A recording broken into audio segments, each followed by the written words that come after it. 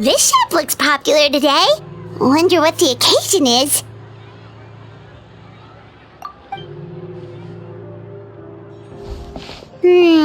Butterfly Dew Cosmetics now on sale. Huh, looks like it. Oh, Sedswin's here too!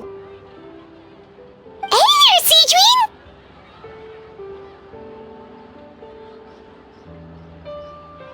Hello there, Traveler and Paimon. I hope you're keeping yourselves fit and healthy.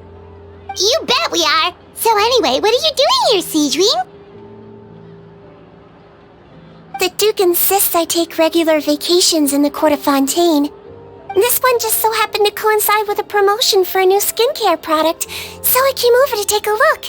I like to keep up with the latest industry developments when I can, to help me with my magazine articles. Wait, you write? For a magazine? Which one?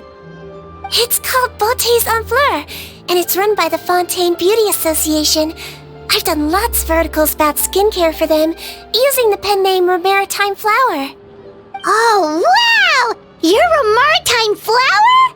If Paimon's not mistaken, you're one of the leading figures in the Fontaine Beauty Association!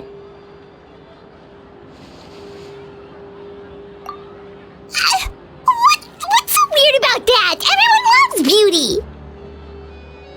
I really like this role. The staff at cosmetics shops are always so polite, and as long as I wear a big smile on my face, I always get the best customer service. Well, they sure don't want to make an enemy of the Maritime Flower.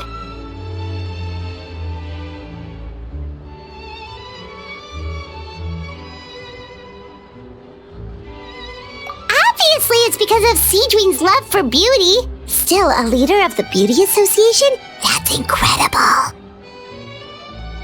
The truth is, I study this field because I cherish my own appearance. It has nothing to do with being beautiful or not.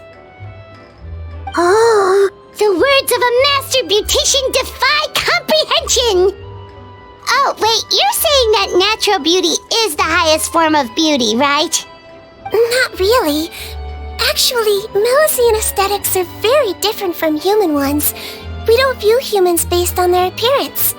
If I had to describe our approach, I'd say it's based on cuteness.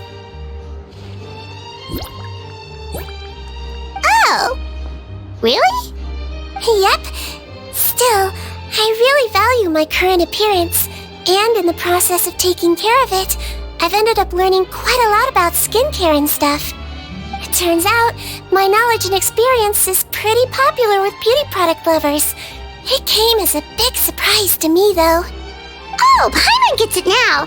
But speaking of your appearance, how come you look human anyway? Are you like only half Melusine?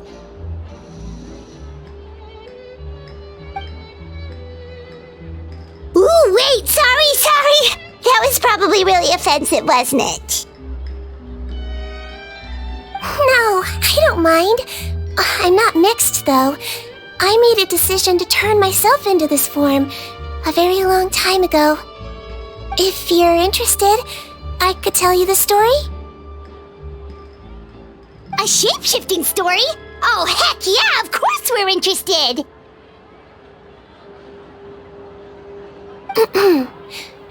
Once upon a time.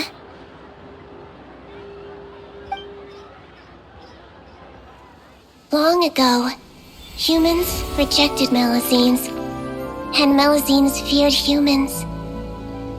There was one Melusine who became fascinated with human medicine, but no human wanted her help. And there was one girl who liked Melusines, so no humans would make friends with her. So, the Melusine became the girl's friend, and the girl became the Melusine's patient. Your checkup's all done. You are still in perfect health. Thank you, Dr. Melusine. In this game of doctor and patient, a friendship was born. Then, one day, the girl fell ill. The Melusine was the only doctor to arrive on time, but the adults sent her away. Scram! Melazines can't be trusted! So just because I'm not human, I can't save my best friend? In desperation, the Melazine approached the frightening witch. She begged and begged until she got a reply. If you take this potion, concocted of sin, you will gain a human face and grow human limbs. But then, you will lose everything that attracted this friend of yours to you in the first place. Can you accept that? The Melazine did not hesitate for very long.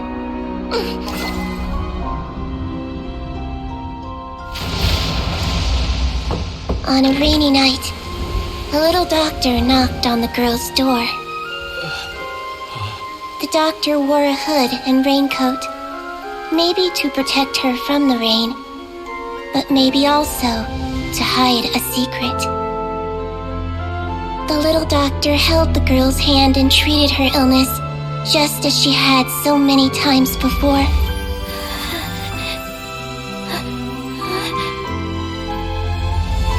Dawn came, and the little girl's condition improved. But the little doctor was long gone, for she knew her friend would never recognize her again. And so, since then, I've lived my life in human form.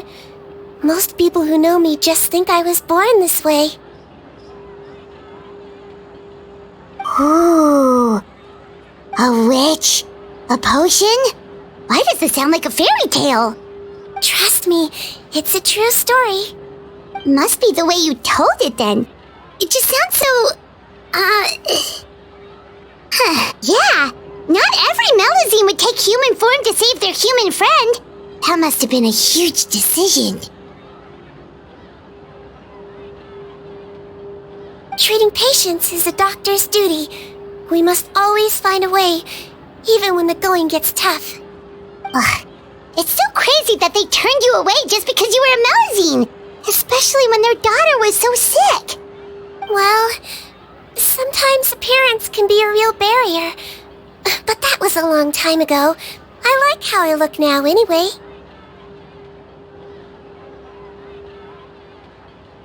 Paimon too! You're super cute this way. Attention customers! Thank you all for waiting. Now, on behalf of our skincare partner, I'm delighted to announce that our exciting new product is now officially on sale! Well, there we go. Let's have a look, shall we? Oh, Paimon, if you want to buy any skincare products, I'll be happy to give you some suggestions. Really? Personal advice right from a leader of the Fontaine Beauty Association? What an honor! Allow me to introduce our newest skin lotion, Butterfly Dew. I'm sure many of you have already read about this product's trials in the newspapers.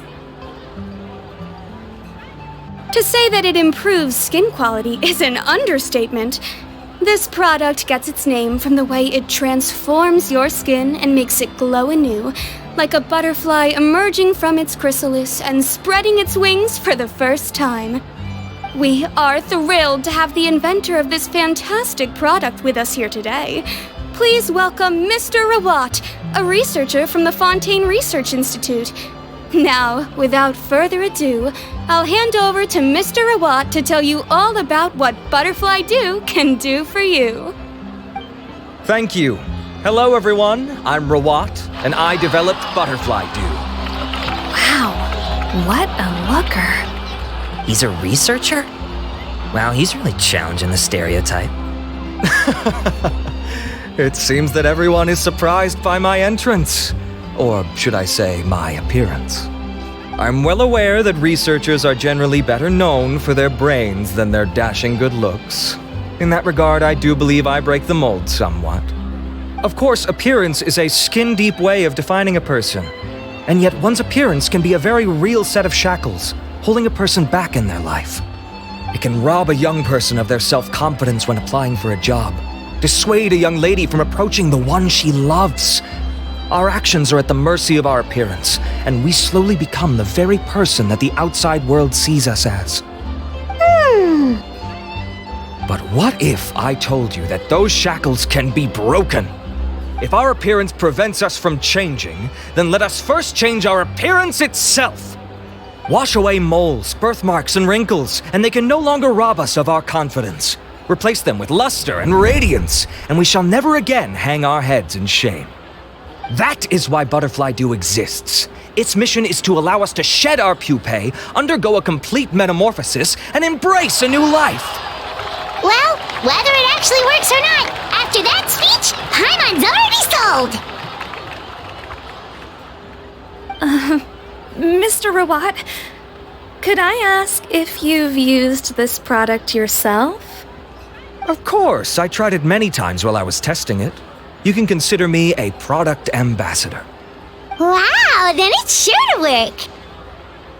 Still, I don't expect to convince you just by blowing my own trumpet. So, could I get a volunteer from the audience to try it out? Oh, Paimon volunteers!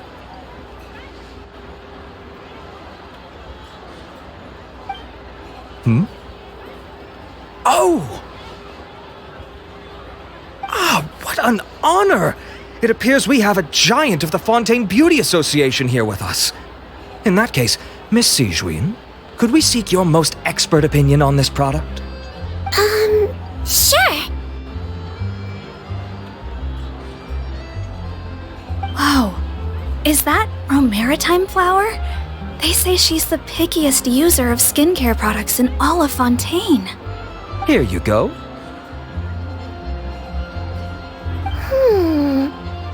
Well, it's very kind to the skin, and the absorption rate is high.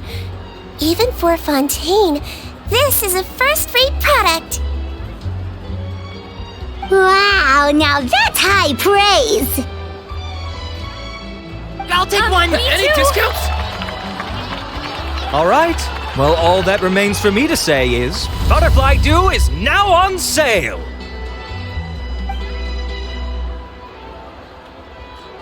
Think we should buy a bottle too?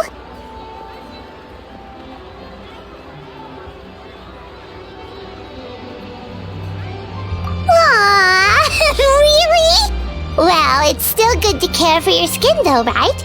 Paimon definitely feels kinda rough from being exposed to the elements all the time. And if you're worried about whether it's the right product for you, well, luckily for us, Sedswin's here, so we can get an expert consultation.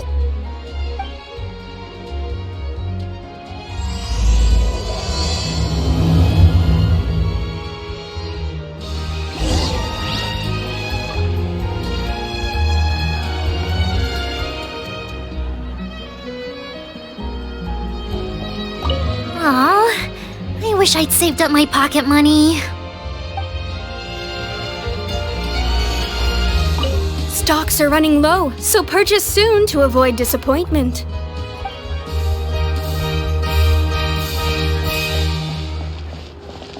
I'm buying for a friend, but I just want to check. This is designed for both women and men, right? I was looking to switch up my skincare routine anyway. I'm gonna try this out as soon as I get home tonight.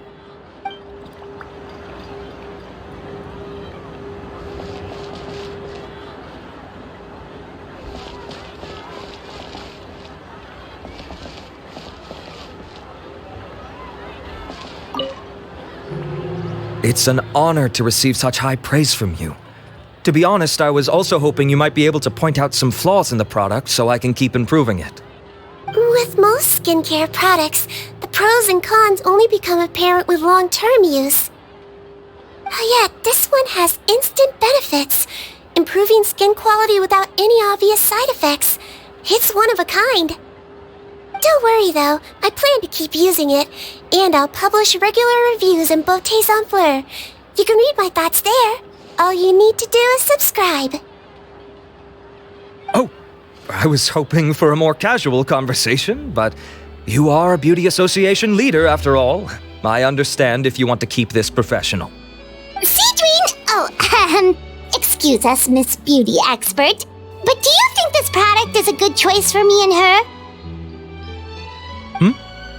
Wait, are you the renowned traveler?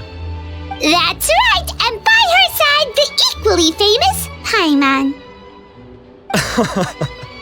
Well, I don't normally handle customer questions personally, but since it's the traveler asking, allow me to make an exception. Butterfly Dew is made for all skin types, so no matter who you are, you can rest assured that it will be kind to your skin. If anything, it might be marginally more effective on Fontainian's skin, but other than that, it works the same on everyone. Why would it work better on Fontainians?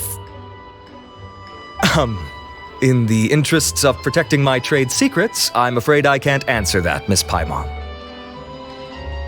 Alright then. How about a friend discount? Save yourself the trouble. I'd be greatly honored to have both of you use my product. Here, take 2 bottles for free. Yay! Paimon's private fund survives!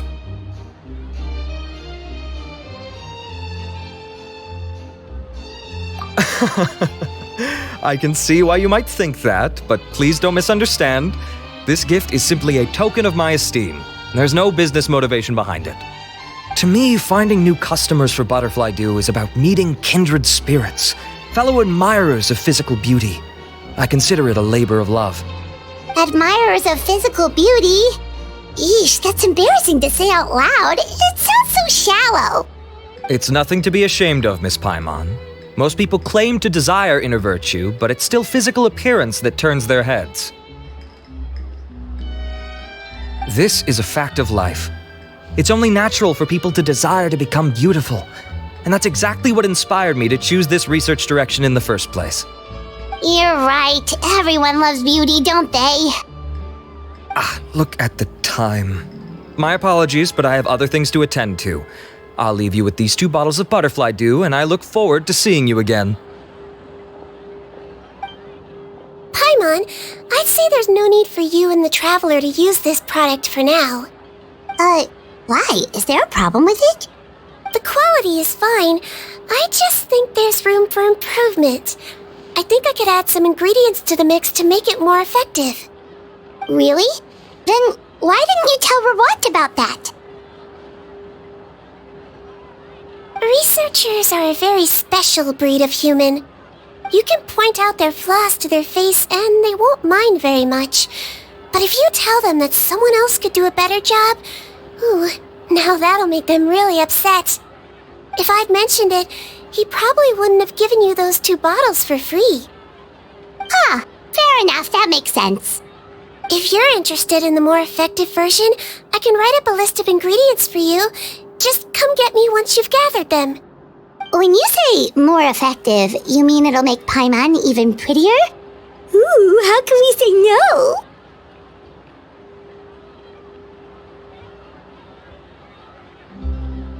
As for me, it's probably time I got back to the Fortress of Maripede. I mustn't leave the infirmary unattended for too long. Alright, see you there then!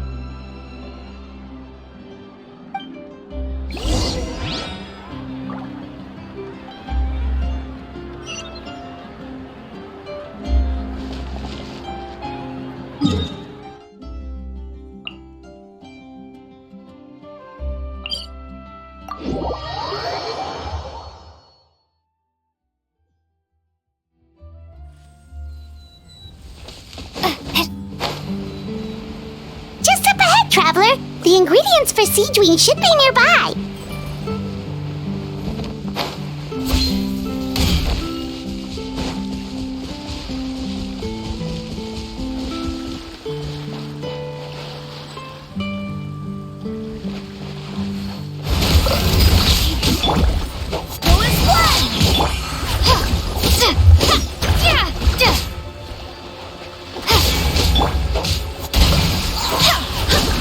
I swear by my sword!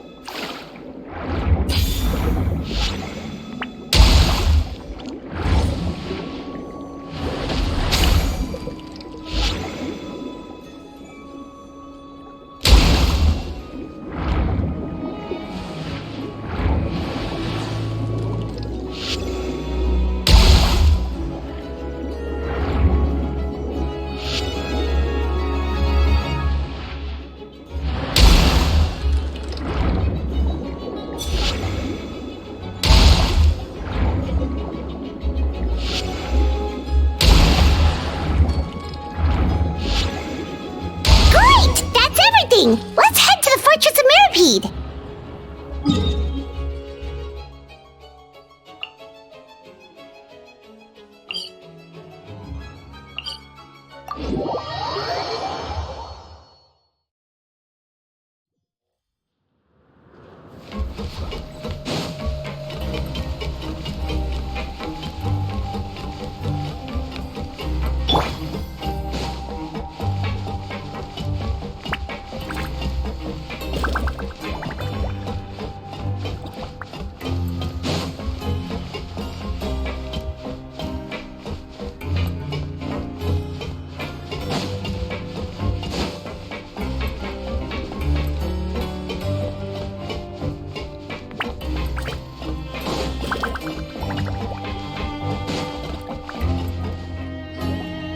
Whoa, the infirmary is packed! Please, you have to believe me. I saw it with my own eyes last night. Another me! He looked exactly like me. Got it? Okay. I've written down everything you told me. Now, I have a few tests to run. Take a deep breath and don't worry. It's nothing to be nervous about. First, which finger am I holding up? Your index finger, but I'm telling you, my mental state is fine. I'm not crazy. Very good. Now, on to the next. Hey there, Your Grace. It's been a while, huh? Ah, it's you two. Indeed it has. I would offer you some tea, but I'm afraid the timing is unfortunate. Duty calls. No worries. Actually, we were looking for Sedswin. Do you, know what all of this is about? This inmate came running to the guards in a panic, claiming to have seen his exact doppelganger. A doppelganger? Doesn't that just mean someone else kinda looks like him? And that's what I thought when the report first reached my desk. But we've inspected our records. No one even vaguely resembles him. Considering how certain he is of what he saw, I could only surmise that he's having some mental issues. So I brought him for a medical evaluation. All right, very good. Take a sip of water and rest for a bit. Evaluation complete. I couldn't find any symptoms pointing to a physical condition. I see. So do you still believe there's more likely to be an issue with his mind than his body? I have to assume so for now. Psychological issues are more difficult to detect.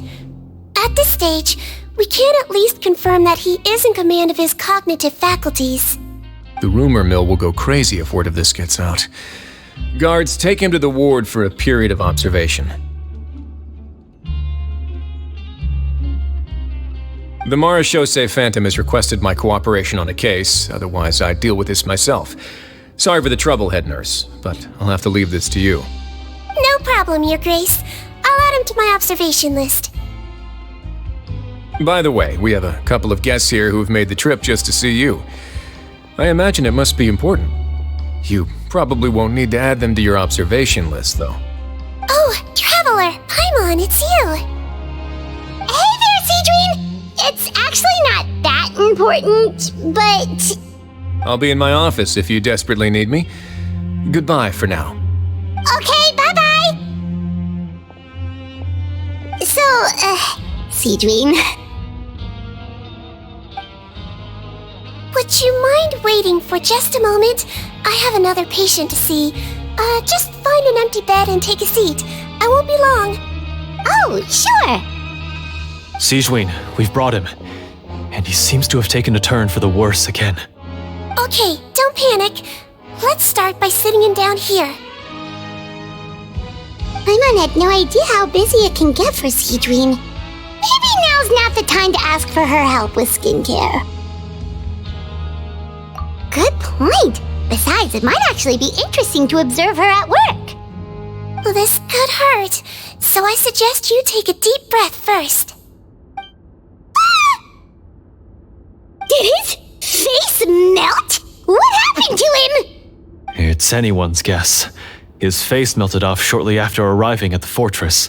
But since he's a serious offender, he can't be allowed out for medical treatment. Best we can do for now is ask the head nurse to give him something to manage the symptoms. Oh, this is gonna be awkward. We still need to bring him to the Marechaussee Phantom for questioning. What if he scares them half to death? Will that be our fault? The Marashose Phantom? Does this have something to do with the case Risley's dealing with? Yep, it was a huge case. They bagged a few dozen crooks in one fell swoop. And this guy's the baddest apple of the bunch. He harmed countless people. And now, it looks like it's all finally catching up with him. You done gawking? Not yet. I need to check the severity of your ulcers to decide the right dosage. Don't worry. We Melazines have a very different sense of aesthetics from humans. To me, you just look like a little kitty with slightly scruffy fur, but still just as cute. Don't patronize me. Do I look like a kid to you? Just give me the meds and let me out of here. I already missed my cell. Hey, lose the attitude. You dare talk back to our head nurse like that again? Your days are numbered. Oh, it's fine. Okay, I'm going to apply the medication now. Tell me if it hurts, alright? Look how nice Sedswin's being. And he still talks to her like that? What a nasty piece of work. Can I leave now? Wow, not a peep. What a brave little guy. Thank you, Sedswin. And I apologize for the trouble. So, Traveler, Paimon, did you bring the ingredients? We did, but we don't want to interfere or anything. You're busy saving lives here. Oh, don't be silly. I agreed to it, didn't I? Just hand me the ingredients, and I'll make some time to whip it into the improved version for you. Take a rest here if you want. Or, if you're not tired, I hear they're holding a new pancreation tournament in the administration area. Or alternatively, is there anything we could help you with, Sedswin? That's right! Let us help you out! It's the least we could do! Good point. Kind-hearted humans start to develop guilt if they accept free help from others. Don't worry. I'll take a look at my schedule. I'm sure I can find something to treat this condition. I gotta warn you, though, it'll be tiring work. So I suggest you take a break first, then come back and see me when you're ready.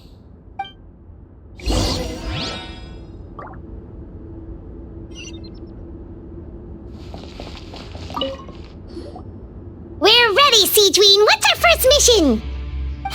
I found the perfect job for the Traveler. First, I'd like you to lie down in this bed.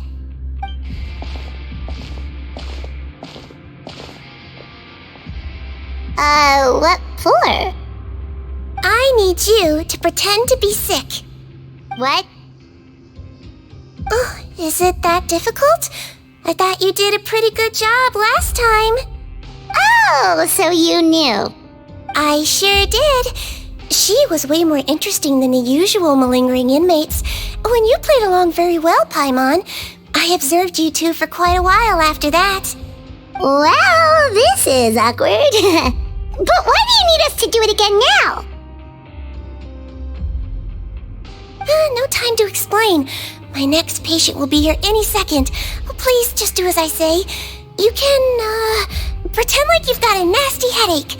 And throw in some dry heaving for good measure. Okay.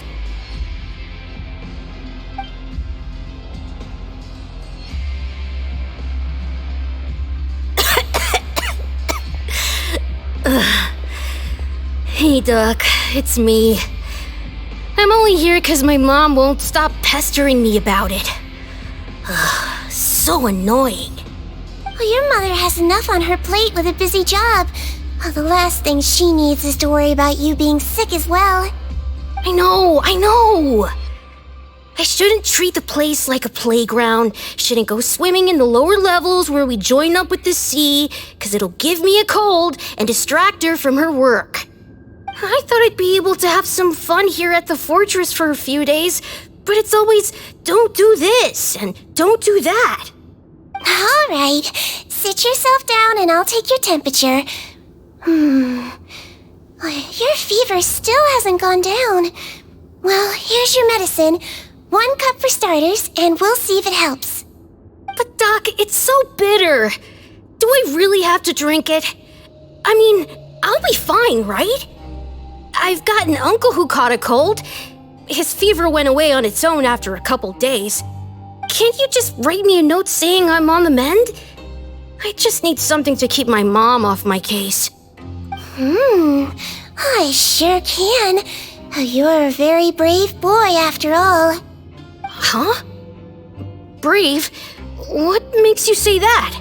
Well, if you want to rely on your own immune system to clear up your fever, then you'll have to tough it out like this young lady.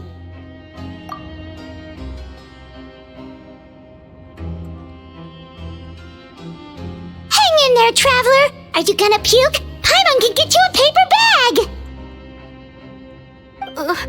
Huh? As long as you're tough enough to get through the nausea and dizziness caused by the high fever, you'll be right as rain after just a few days' rest. And if I'm not tough enough? Hey! Wake up! Wake up! Put it this way, at least you'll never have to see the doctor again, right? I think maybe I'll take that medicine after all, if that's okay. Oh, of course. Here, it's still warm. It's so bitter. All done. Great job, you two. That kid really doesn't know what's good for him. His mother's a guard here. She's been working back-to-back shifts lately, but unfortunately his father's away on a business trip right now. She had no choice but to bring her son here for the time being. He was quite happy at first. He seemed to think that the Fortress of Meripede would be all fun and games. So you made us put on that act just to scare a kid into taking his medicine? That's a pretty sneaky trick. Seems like there's a whole side to Sedswin we never knew about. It's a technique I learned from my teacher. Oh, you had a teacher? Was she a Melazine doctor too? She was human. She passed away a long time ago. Oh, sorry. No, it's fine. I really liked my teacher, so it's always nice when I get to talk about her with other people. She was a traveling doctor, and since she didn't have a clinic, she'd go out and visit her patients wherever they were. Dealing with the badly behaved ones was her specialty. She used to say, if you can scare the little brats into taking their medicine, you won't have to hear them wailing and screeching when their condition gets worse.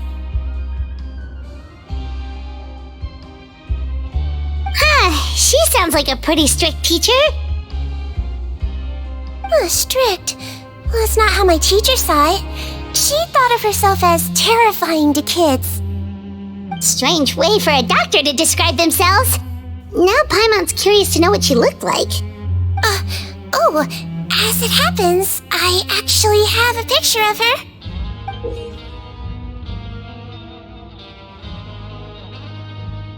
Oh, wow, yeah, okay, that'll terrify the kids. Yep. All the children she treated thought she was a witch. Why does it almost sound like you're envious of her? Oh, because I am. If she was here, all the children would take their medicine without any need for tricks. A doctor who looks like a witch. True, they wouldn't dare try anything funny with her around. Oh, me, on the other hand, it's hopeless. Children aren't afraid of me at all. That's actually a good thing, you know? Oh, my next patient should be arriving now. Would you mind lending me a hand again? Sure thing! On to the next mission!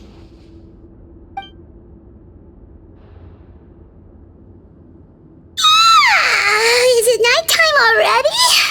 That flew by. You really have a busy job, Sedswin. Well, thanks to you two, it was much easier today. Aww. Should we get some rest? It's getting pretty late. Oh, there is one last thing. I have to keep it confidential, so I usually leave it till after everyone's clocked out. Confidential? Are you sure you can tell us? It's fine.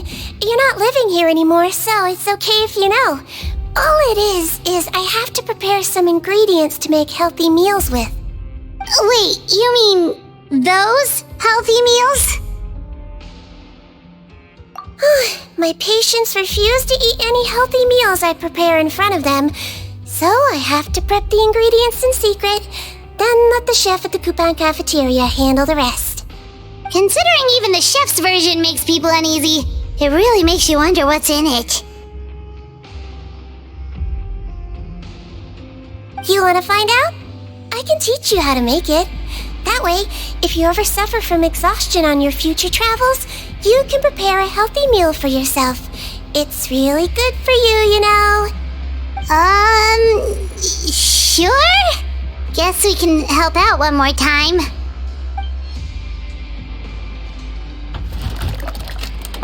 The ingredients are ready.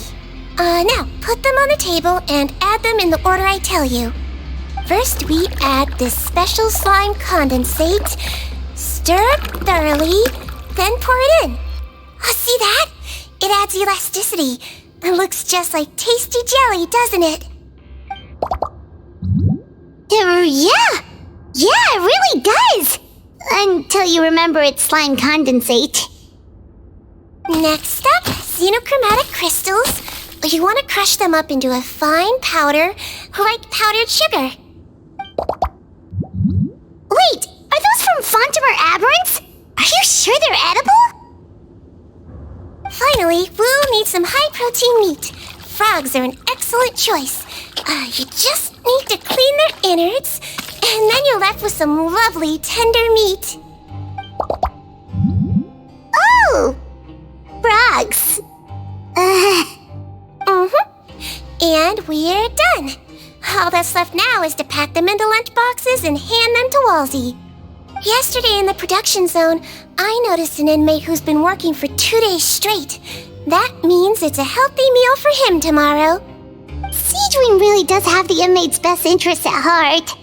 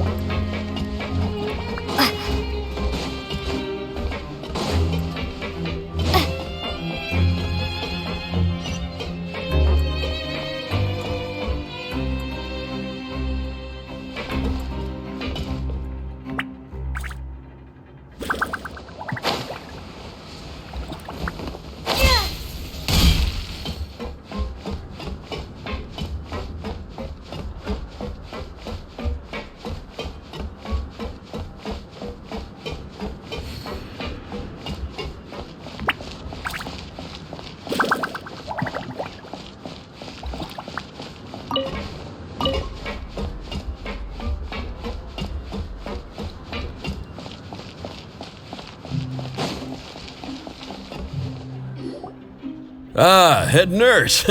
Got some extras for me? Just the one today. The serial number's on the lid. Sounds good. I'll make sure it gets delivered.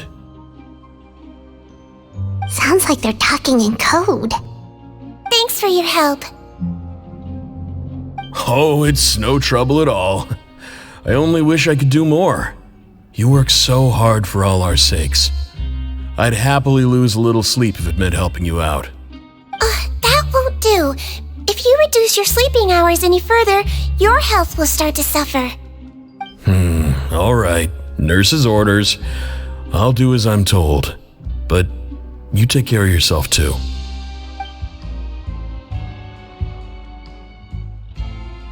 Well, I'm done with work for today. Thanks for helping out, you two. Seems like the guards and staff here have a lot of respect for you, Sedswin. In just one day of helping you with your work, it feels like we've done a lot for the fortress. Head nurse, please, wait. I'm sorry to disturb you this late at night, but I think you'll agree, this is urgent. Okay, just relax and catch your breath. What's the matter? The guard at the observation ward, Odilon, he told me to pass on a message to you. One of the inmates there, the guy suffering from possible hallucinations, well, he seems to have made a sudden recovery, and now he wants to apply for permission to leave the ward. Huh? Already? You were right to tell me. I'll have to examine him and make sure he's well before we discharge him. Looks like we've got one job as medical assistants left. We'll come with you.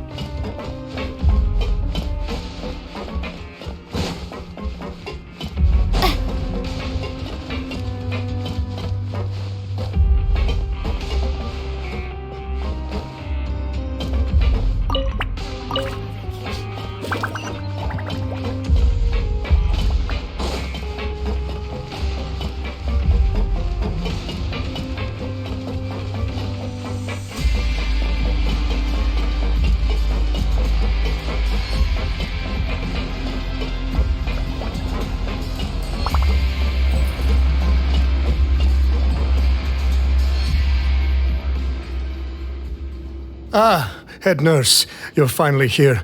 I'm so sorry for all the trouble I've caused you, but I believe I've now made a full recovery. After giving it some thought, I'm sure that I was probably just seeing things. Stress-related, I imagine. I'd been working long hours, so I definitely wasn't in the best state of mind. I totally understand. Still, I have to give you an examination before I can discharge you, okay? So, take a deep breath and don't be nervous. It'll be the exact same procedure as we did this morning. We can start whenever you're ready. Again, so sorry. I was in such a state this morning, I barely recall anything. Would you mind taking me through it again? Oh, not at all. It's a lot to remember. First up, we have a little cognitive test. Just concentrate and you'll be fine. To start with, which finger am I holding up? Your pinky.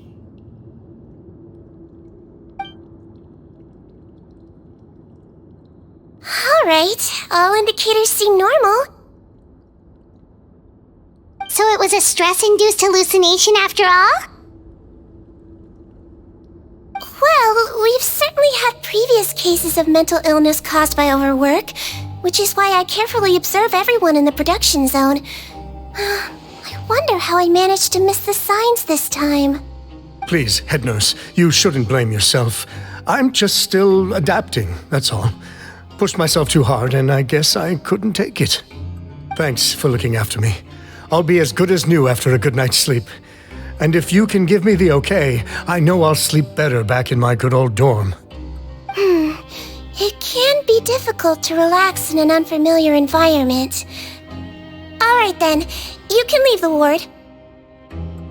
I suggest you take 2 days off to focus on your recovery. I'll take you off the observation list for now, so you're officially discharged. Great. I can't thank you enough, head nurse. Mr. Odilon, could you escort him back? Of course. I'm on guard duty in the administrative area tonight, so nothing will go wrong. You have my word.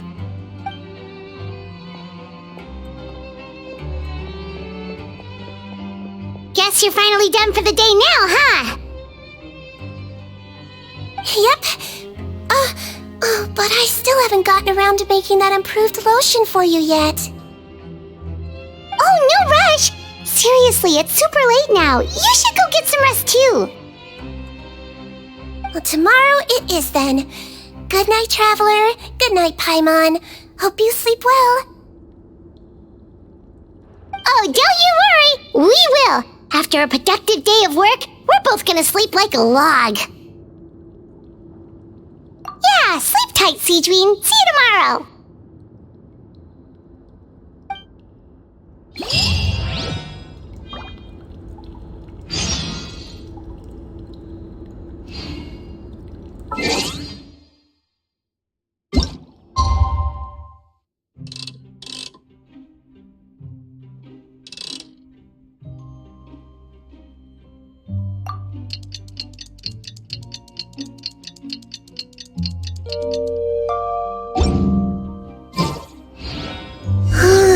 Paimon really did sleep like a log. Let's go find Sedswin.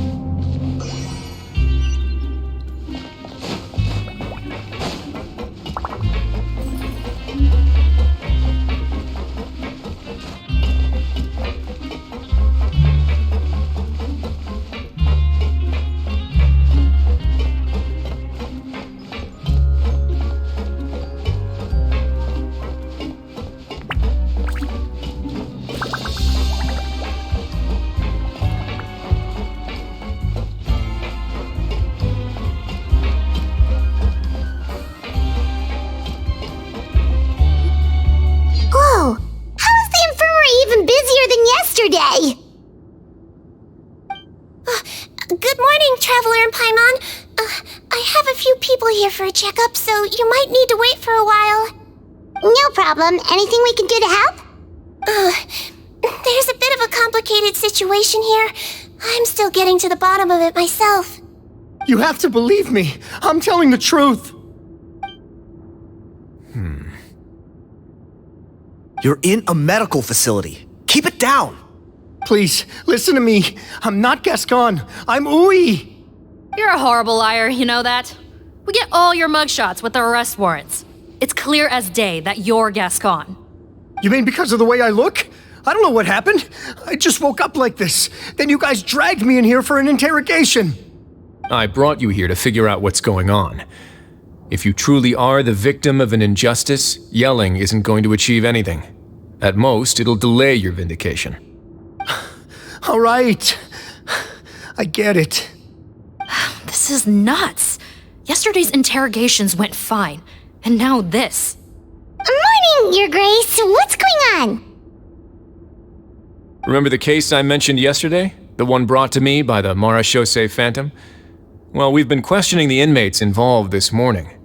Every single one of them is claiming mistaken identity. Huh. That's even weirder than what that guy was saying yesterday. The thing is, none of them have been able to provide any evidence whatsoever to support their claims. Questioning them further got us nowhere, so for now, we've brought them to the infirmary. And we thought yesterday was as busy as it got for Sedswin. We've compiled their statements. Have a look. Perhaps there's something we missed.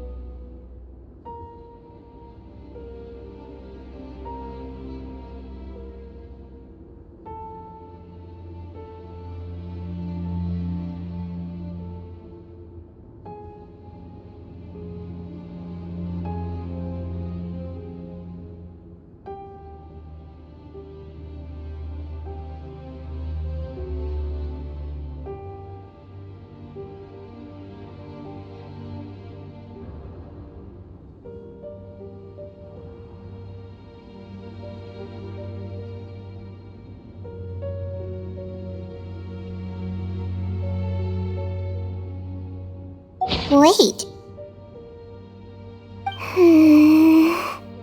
Release? Interesting. The inmates they spoke of in their statements appear to all be due for release today. I noticed that too. If that's their plan, they're underestimating us a little.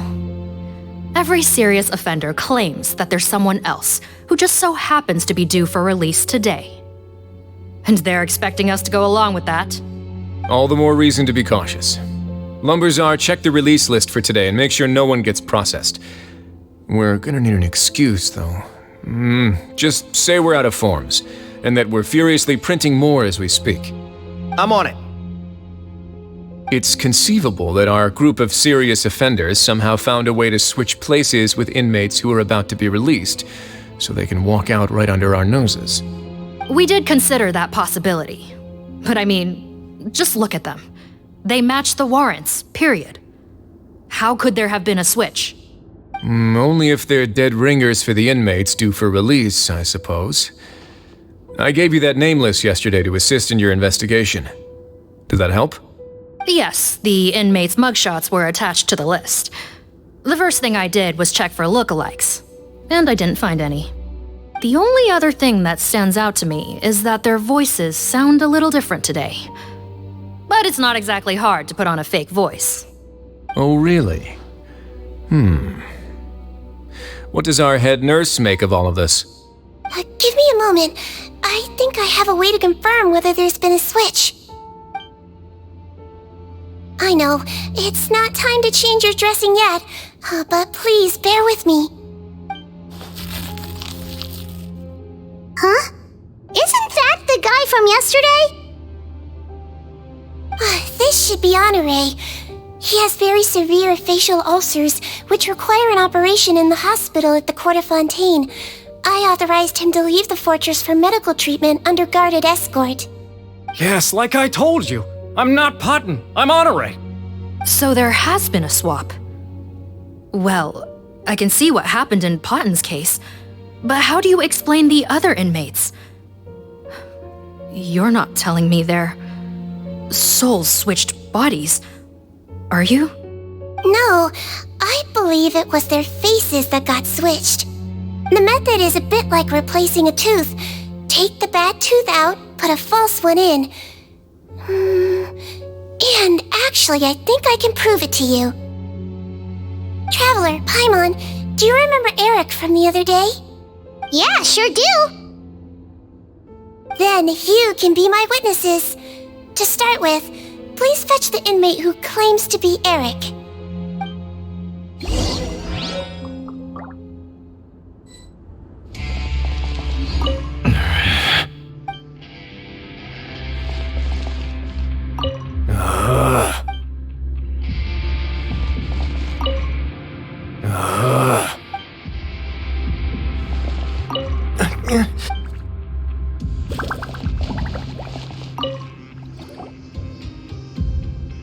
So, you're Eric? Yes, head nurse. It's me. You do believe me, right?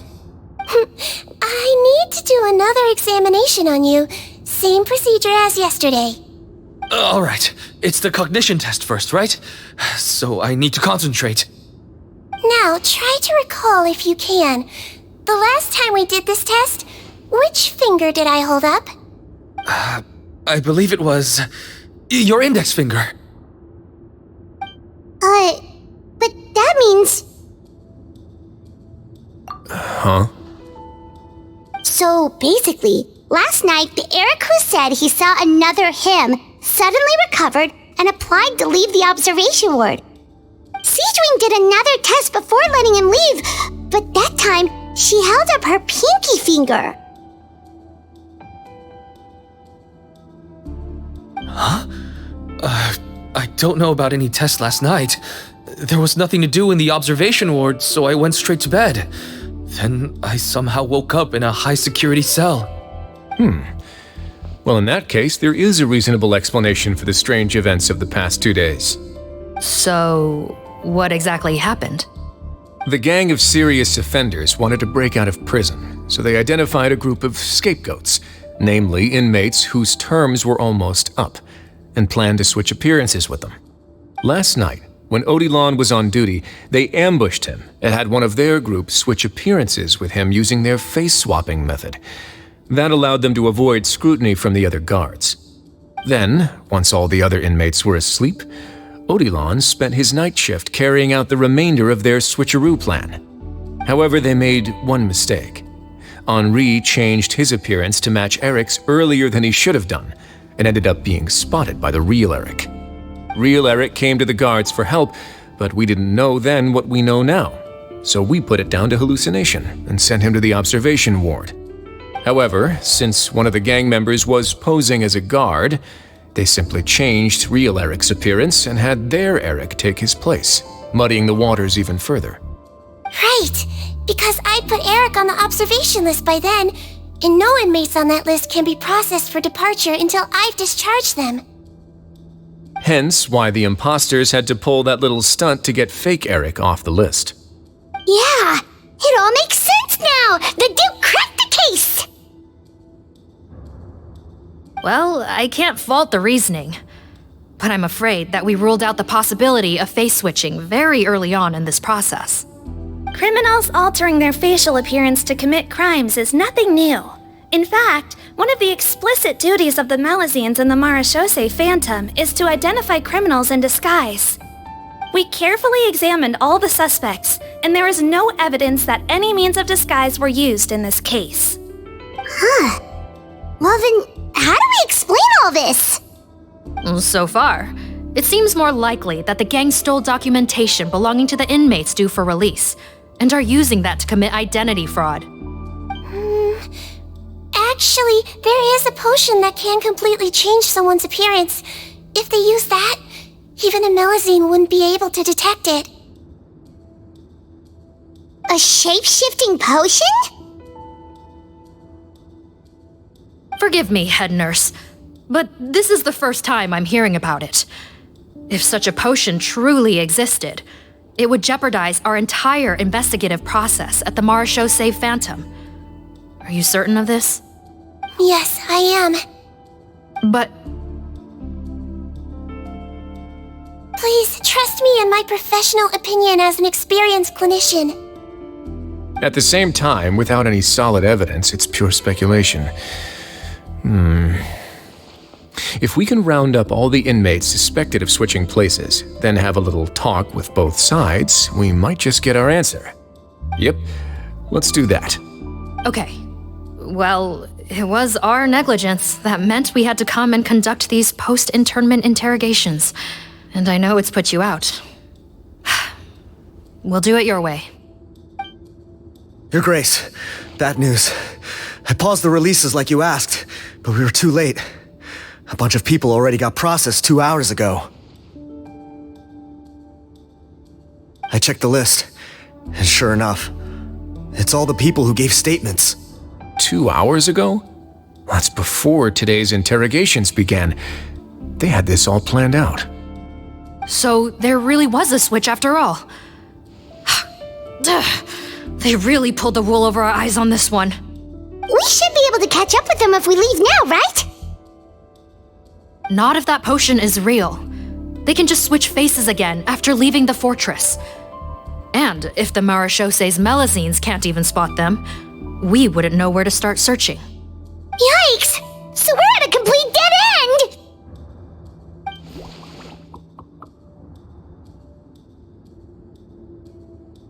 Well, technically there is one more lead we could follow up on. We were only able to arrest this gang thanks to the help of a researcher from the Fontaine Research Institute. I believe his name is Rawat. Oh? Rawat? Isn't that the handsome guy we met at that skincare promotion? Handsome? Maybe from a human point of view. I just remember that he specialized in potions. One of the crimes this gang is charged with is the manufacture and sale of illicit drugs. According to Mr. Rawat, they appear to have stolen technology he developed through his research and used it in their operation. At first, he thought it was a typical case of intellectual property infringement, and he tried to negotiate with them. But once he discovered their criminal operation, he reported them to the authorities. Thanks to his report, we were able to swoop in and arrest them all in one go. What a hero! Bet that took courage on his part. No doubt. This is worth following up on. As the one who snitched on them, it's highly likely that Rawat will be targeted by the escapees. That aside, since he's negotiated with them in person before, there's a chance he'll have some additional information for us. Understood, Your Grace. My team and I will head to the Fontaine Research Institute right away. In the meantime, please keep an eye on the face switch victims for us. Of course. Miss Morgan, I'd like to come along and help you catch these criminals. Huh? Why's that? Well, I'm the one who discharged the fake Eric last night, so I feel partly responsible. Don't say that, head nurse. Your focus was on the inmate's health, and rightly so. We can't ask you to help with arresting criminals. That's our duty. I also have a more personal reason. Potton is a patient of mine, and if I don't get a new batch of medicine to him in time, his condition will get much worse. Look, head nurse, I completely understand where you're coming from. But arresting criminals is dangerous business. And if anything happened to you, none of us can afford to take on that responsibility. Don't worry, I can defend myself just fine. You say that, but still. If I may, Miss Morgan, Sedswin is the one who raised the potion hypothesis, and I'm sure she has far more expertise on the topic than your team. My suggestion would be to bring her with you. And if you really are worried for her safety, then...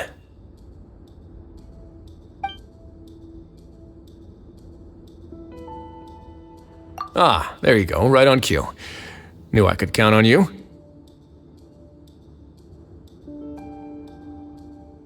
Okay. Well, since this plan has the Duke's blessing, far be it from me to refuse. We should head off immediately. Time is of the essence.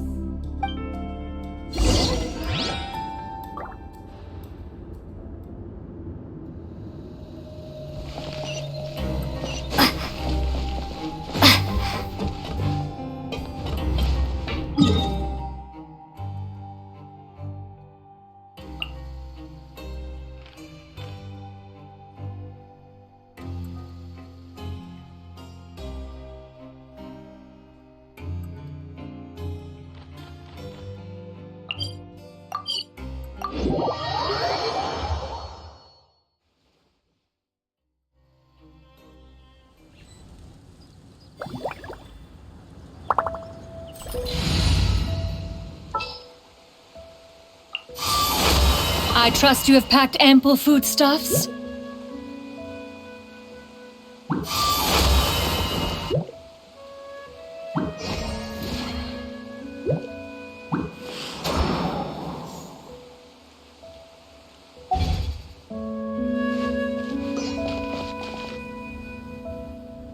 Greetings. Sorry to impose, but I'm afraid we're here on urgent business. And we're gonna need you to cooperate. The Marsh is a phantom. Let me guess, you're investigating some more illegal research? Not this time, no. We're looking for a researcher. Do you know where we might find Mr. Rawat? Rawat. Oh yeah, Mr. Handsome, right? He actually doesn't work on site here very often. There's a handful of researchers in the nearby area who know him pretty well, though. You can see what they know. Just a handful? Paimon figured he'd be the most popular guy around. Well, I guess you could say he's popular, at least on a superficial level. He's blessed with good looks, so he tends to make a good first impression on people. But in all his time here at the Fontaine Research Institute, I don't think he's ever had a single deep conversation about his research with his peers. That's no way to make real friends around here.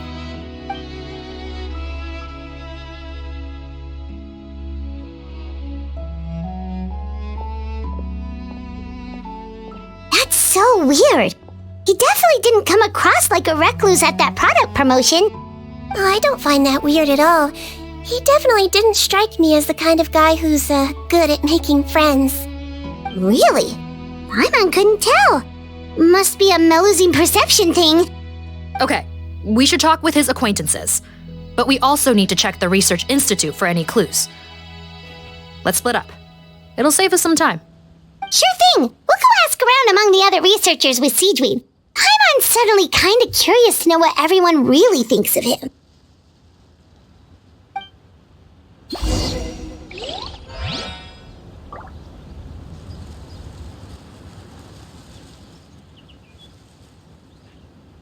What are we gonna do about these megafish? Collaborative research team?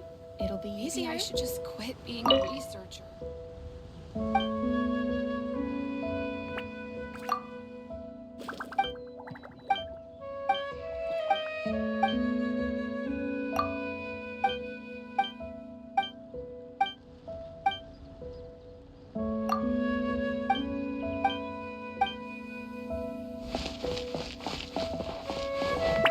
I'm definitely gonna get fired. The accounting.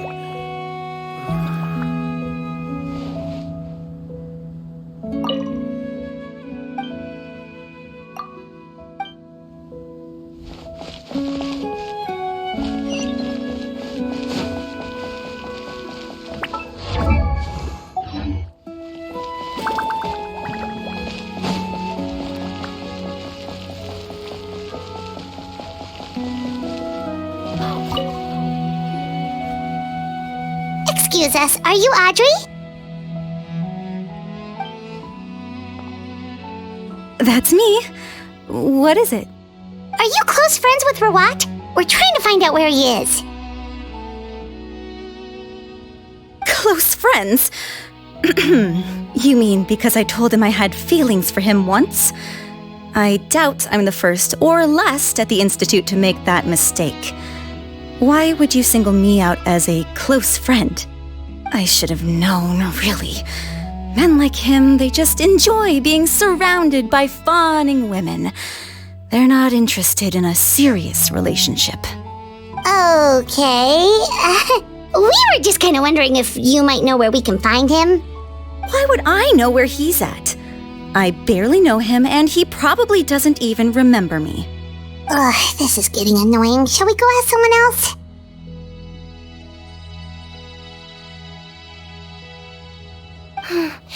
I think she knows Rawat better than she cares to admit. If we leave now, it might be a wasted opportunity. Maybe, but we're not going to get much out of her while she's in this state, are we? She's displaying symptoms common among people in love, if that's what you mean. But I know a cure. It's curable? Oh, we're still no closer to finding Mr. Rawat. Oh, by this point, he could be in grave danger. Danger? Wait, why are you looking for him again? Oh, that's right, yeah!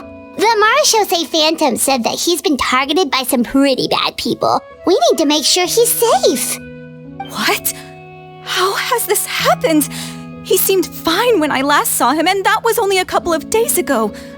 Just happened to run into him, of course. Oh, I see. Well, do you have any thoughts on where he might be right now? Okay, but this is purely out of concern for his safety. If he's not at the Institute, he might be at his mother's place. I heard she raised him alone, that they had it pretty tough financially, and these days she's housebound due to illness. He makes regular trips back home to check on her. Oh, okay. Do you know the address? Nope, sorry. I only found out the thing about his mother because it came up in conversation once. I was just trying to find out more about him, so I could get to know him better. When I told him I had a crush on him, I offered to help him take care of his mother. And yeah, maybe that was a stupid idea, but did he really have to yell at me for it? It's like, fine, I can take no for an answer, but what's with the temper tantrum? Unbelievable. These guys only want to show you their charming, well-groomed exterior. They can't stand it when a few home truths shine through. Looks like her love syndrome is flaring up again. We need to find out Mr. Rawat's mother's address. Let's check with the Marshosei officers when we regroup. Cool, sounds like a plan.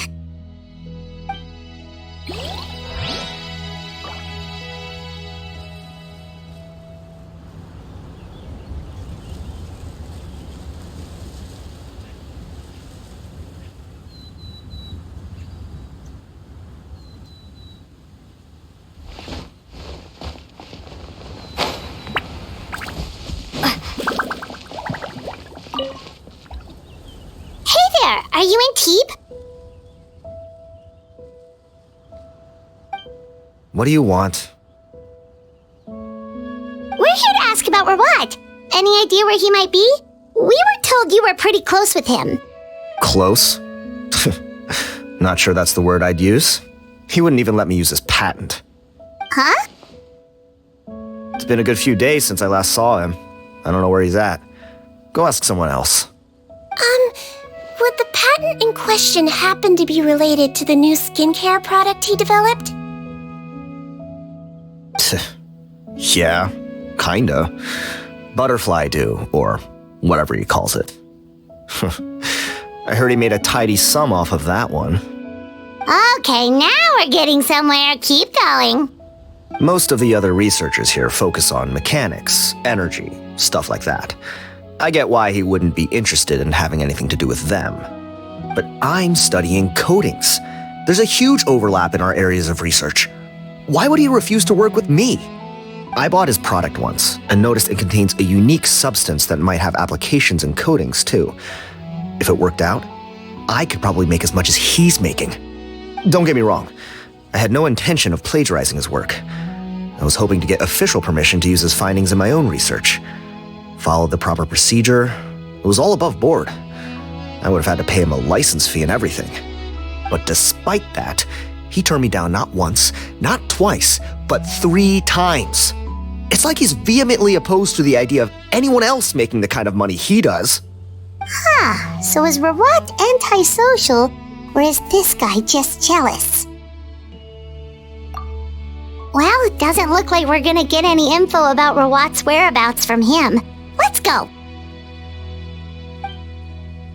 Wait, 1 second. Mr. Antib, next time you go shopping, you should buy some Buell fruits. Peel the skin, steep in water, then drink.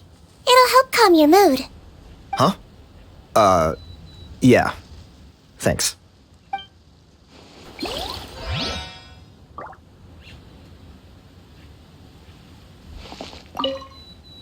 Gonna have to cut this chat short. I have a patent application to write.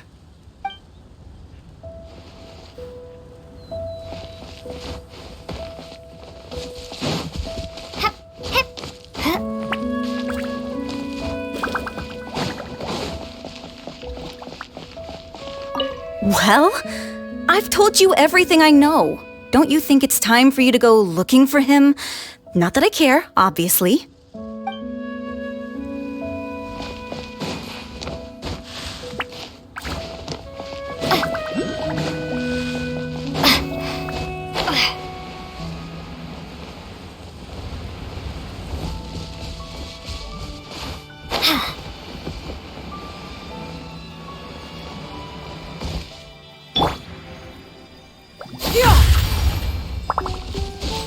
Skyward!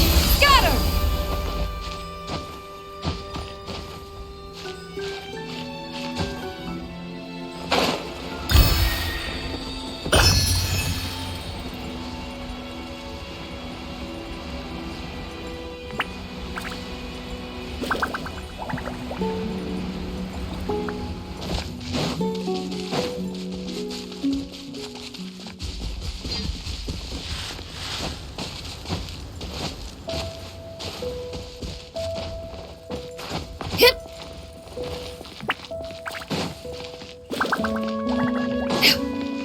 Everything here is in order.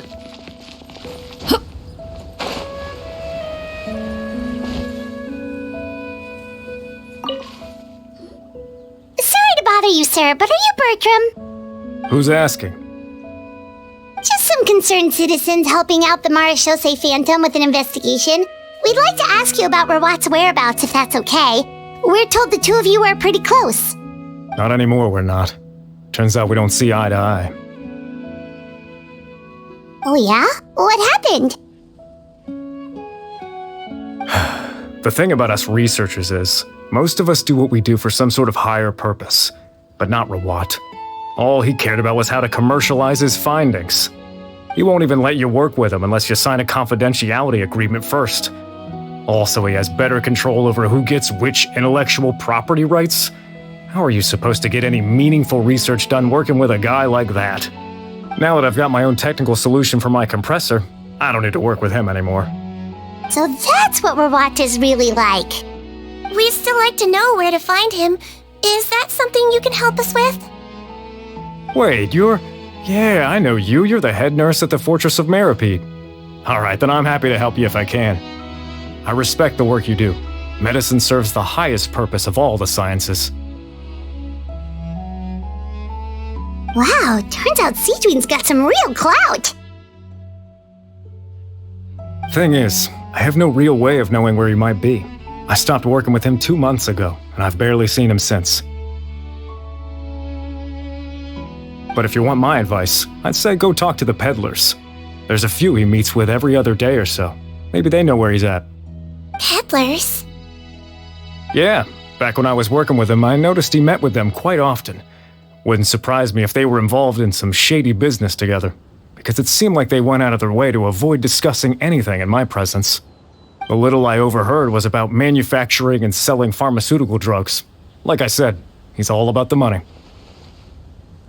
Drugs? Doesn't he work with skincare products? Do those count as drugs? Who knows? I never cared to find out. He's the morgue rubber, not me. Thank you. You've given us plenty to work with. Welcome. Goodbye, and may we both reach new heights in our scientific endeavors. Well, that's all 3 researchers. Let's head back to the meetup point.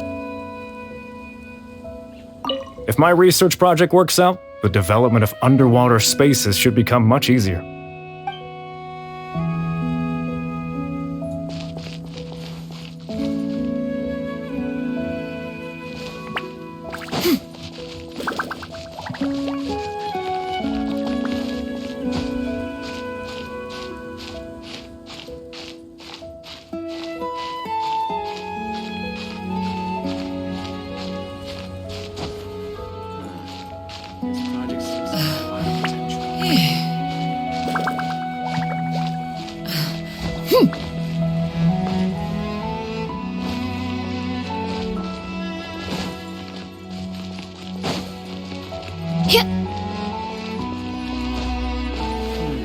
Where should I go to apply for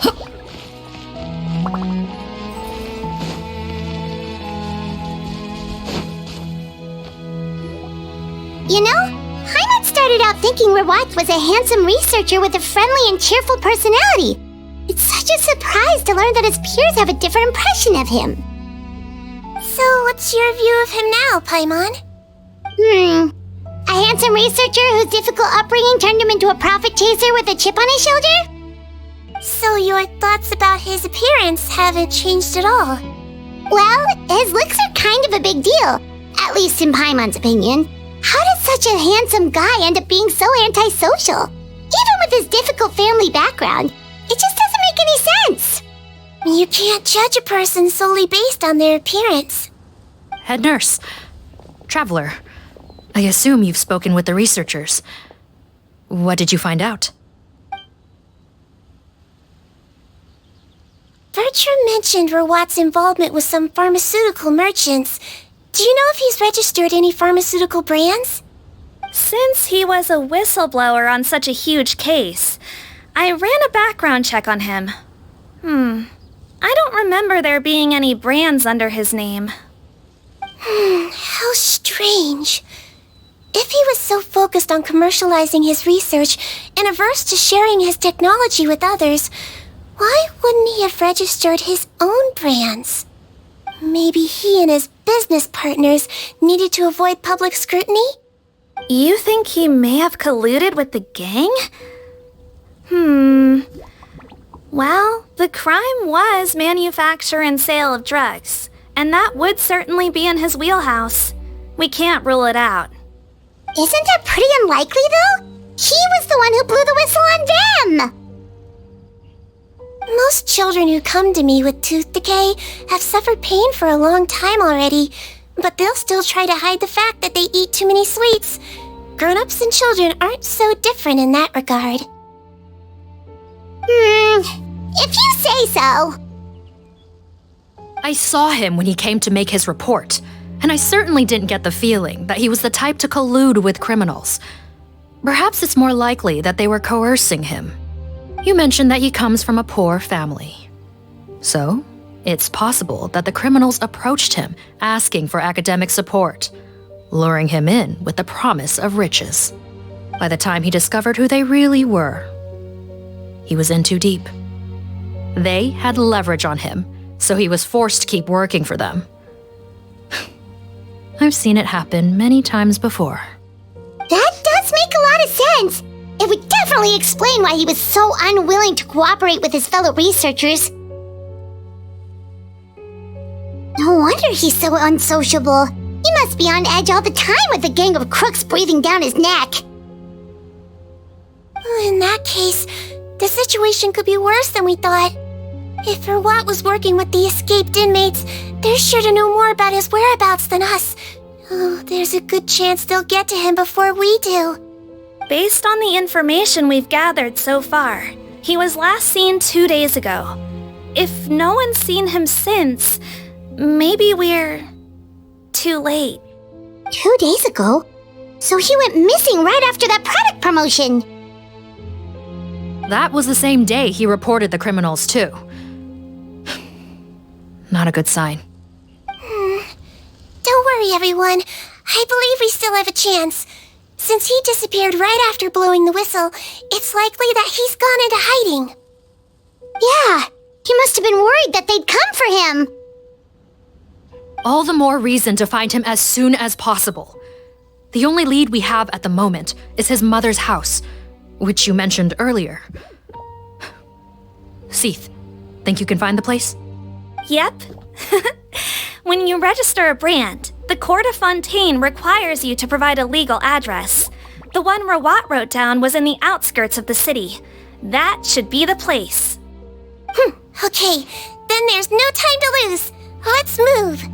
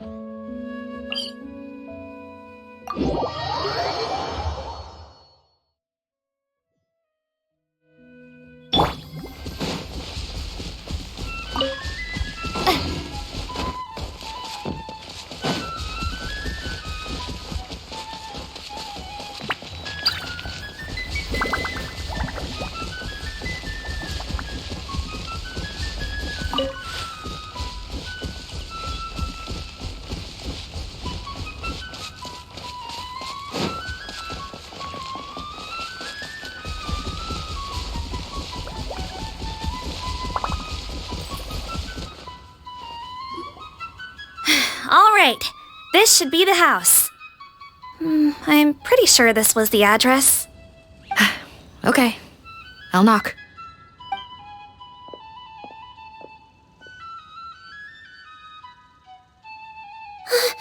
Sounds like whoever's inside has restricted mobility. Oh, it seems serious. Oh, what's the fastest way to get this door open? Break the door down? No, I'll handle it. Let the expert deal with it. There'll be a mountain of paperwork if we damage a citizen's property.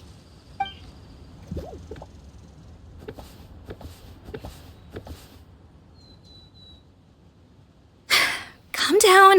Deep breaths. Remember your training. Control your strength. And... it's open! Seath, take a few people and lie in wait. Keep your eyes peeled for any activity around the house. The Traveler, head nurse, and I will go inside.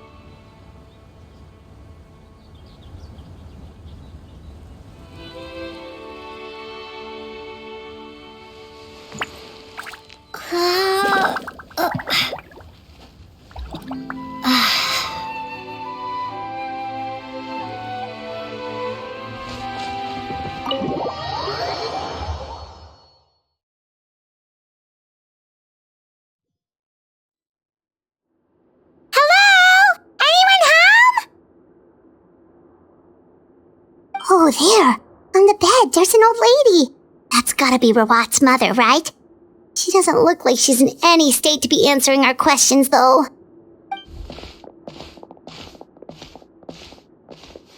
We could try, but she is very ill. We mustn't force it. Well, doesn't look like Rawat's here. She's the only one we can talk to. Yep. Allow me. Hello, ma'am. Might I ask if you're Rawat's mother? We are trying to locate him.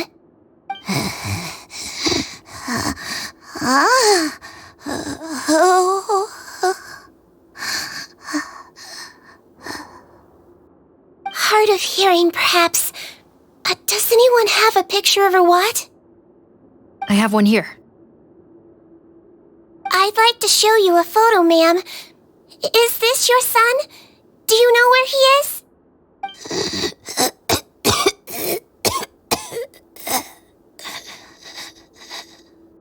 Looks like this isn't gonna work after all. Well, looks like we're out of leads. If Rawat's not here, things are looking very bad for him. Is it possible he could have avoided returning here because he knew he'd be in danger? Maybe. But if so, where do we look next? Maybe we should take another look at the Institute. Yes, so. I suggest we all return there now. We found a good amount of useful information the first time, but perhaps there's something we missed. This is our last hope. Sorry, officer, but could I stay here for a while? This patient requires some care. Of course. Traveler, stay with the head nurse. You're technically here as her assistant after all. Also, I'd like some Marechaussee members to stay as well and keep an eye on the area. Why's that? If Rawat knows how serious his mother's condition is, he will return. Got it. Okay, I'll tell the squad members in hiding to stay put and keep a lookout. Thanks for helping me out yet again, Traveler and Paimon. No problem. But when you say her condition is serious, do you mean... Yes, she's barely clinging on to life. Oh. Let me take care of a few things first. Could you pass me the towel over there? Yeah, of course.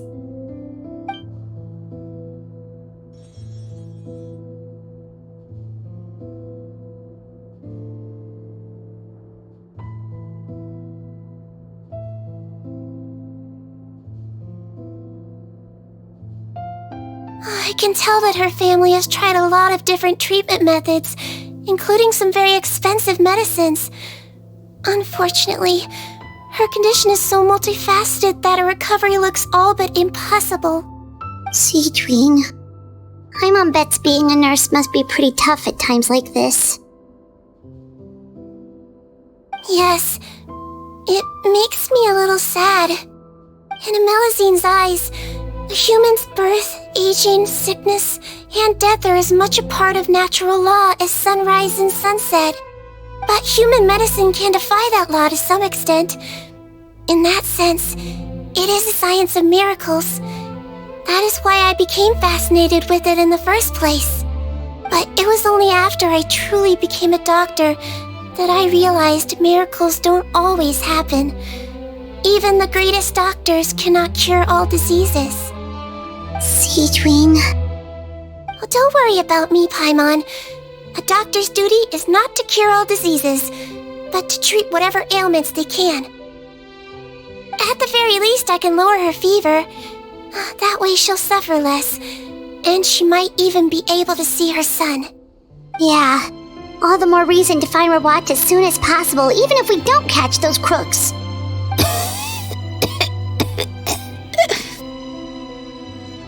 Oh, her fever is getting worse. Could I get some hot water? Sure, we're on the case.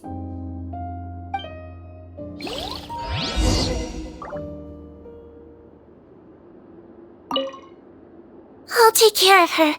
Fetch me some hot water if you would.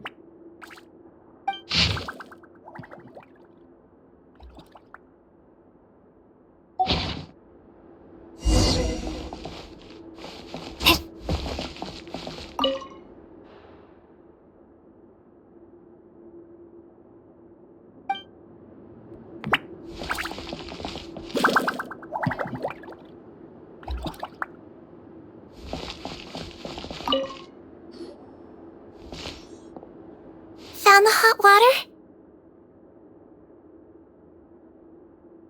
Sure did. And look what else we found. Judging by this journal, it seems like Rawat has a private lab. There's a good chance he could be there right now. We gotta go tell Officer Morgan right away. Oh, that's great news. But hold on just a moment. The wet towel is ready. I'm giving you another injection. Are you feeling better now?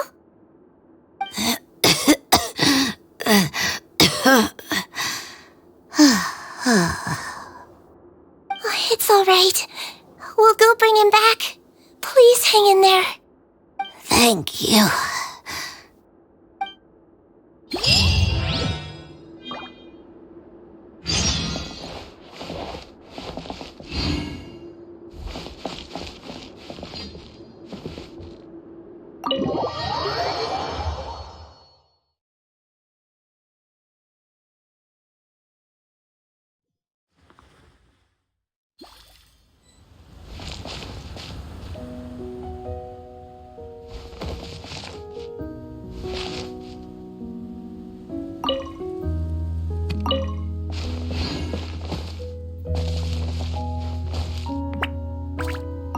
No, don't look this way.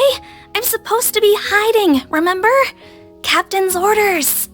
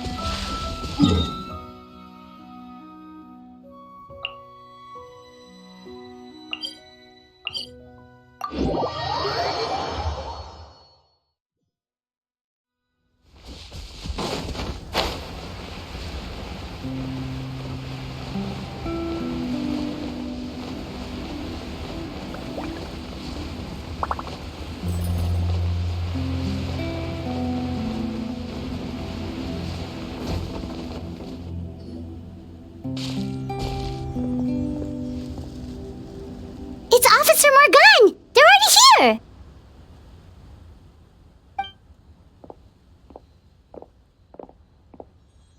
We came as soon as we heard the news.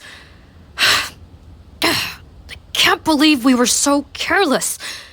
The most crucial information of all was hiding right there, in that room. And we missed it. Don't blame yourself. Right now, we need to focus on finding a way in. There's a mechanical door over here! Hopefully the instructions in Rawat's journal will help us open it.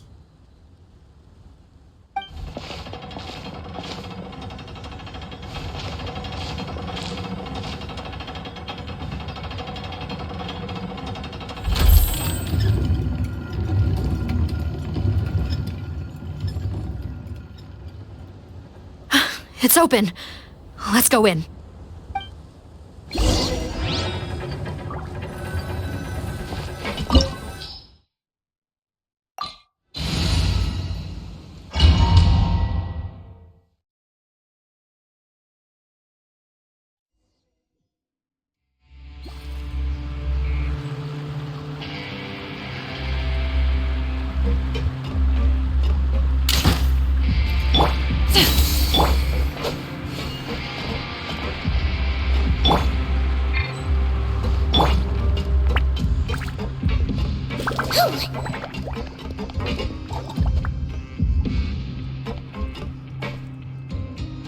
How did they get in here?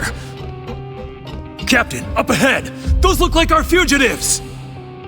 So they found this place too? Don't let any of them escape!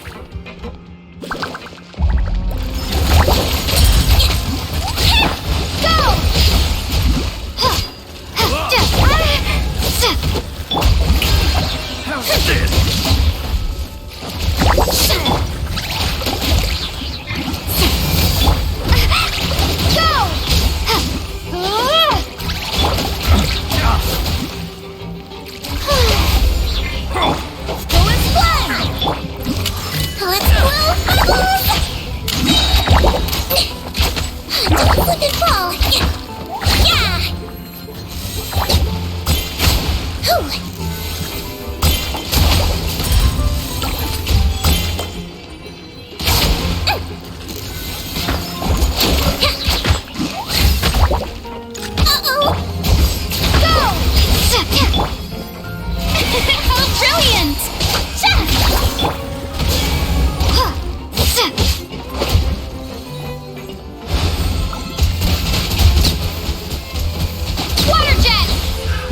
Another test subject.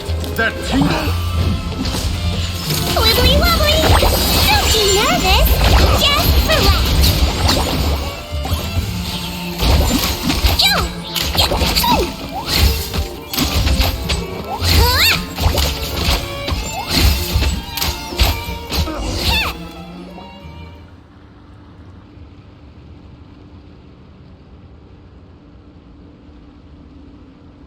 Captain, according to our list, many of the fugitives aren't accounted for. There may be others hiding deeper inside the facility. So these guys were just the lookout crew. The Mara Shosei Phantom! How did they find this place? Wait, it's that guard from the fortress! That's right, I'm on your side. The Duke sent me. What's the matter? Some sort of mix-up? Mr. Odilon, didn't I tell you a few days ago that you need to stop all field work until you've recovered? Well, gotta help His Grace out. Share the load. Officer Morgan, this man is an imposter. The real Mr. Odilon has no recent health issues. What? But Looks like the head nurse was right about the face-swapping method. Arrest them all! DuPont, stay here and keep guard. And watch the exit. If we're not back soon, call for reinforcements. Got it.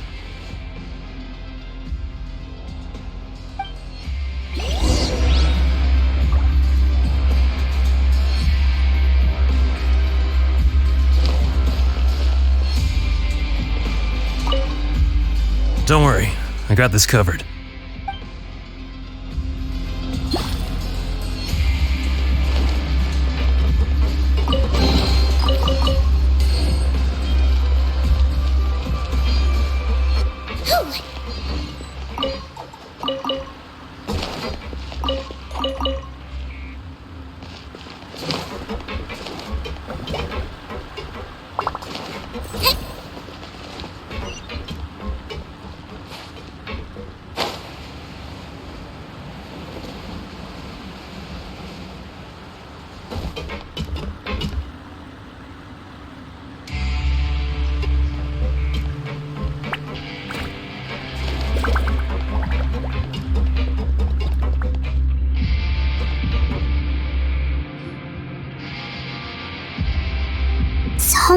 jars.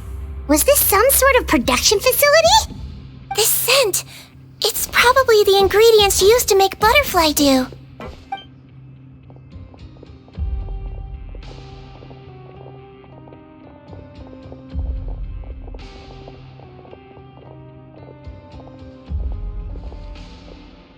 How come they're all empty? Did it sell so well that he ran out of supplies?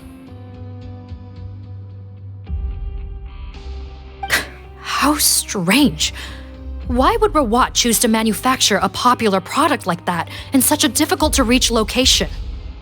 Given our suspicion that he may have been coerced into the illegal drug trade, I would have thought that any production facility we find here would be used for illicit purposes. Perhaps butterfly dew is itself an illegal drug. Do you have any evidence for that claim? No, just a guess. We need to find Rawat as soon as possible. She has all the answers we need. Understood.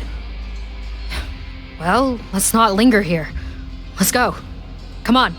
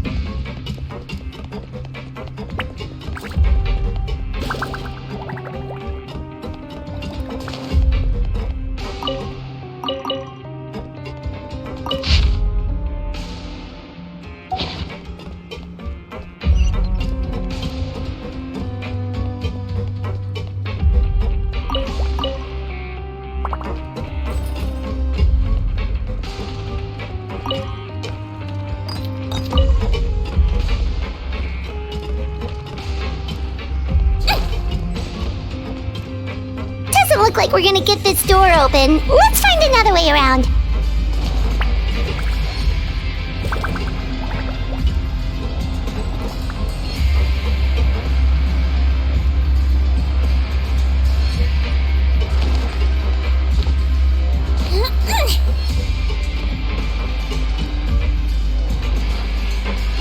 This one's closed too. What's with those carts and tracks? Oh, maybe it's one of those doors that opens when it senses cargo passing through. There's a loaded cart right over there. Let's bring it to the door and give it a try.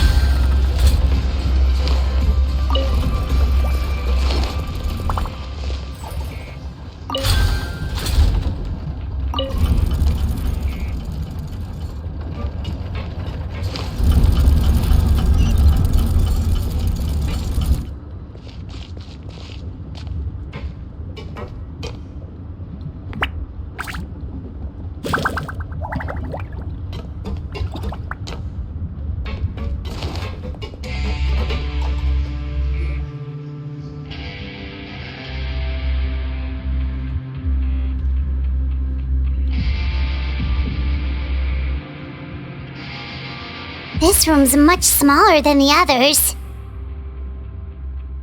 Judging by the implements on the table, this looks like a potion-making lab. Head nurse! Over here!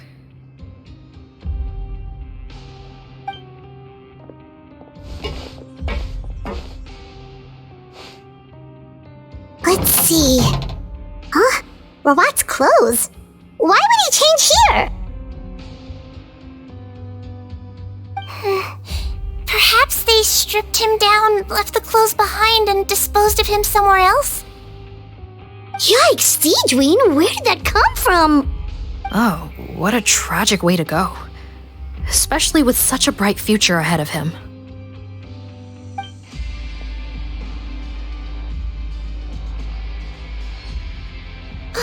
There's a path leading further on, Officer Morgan. Let's keep up the pace.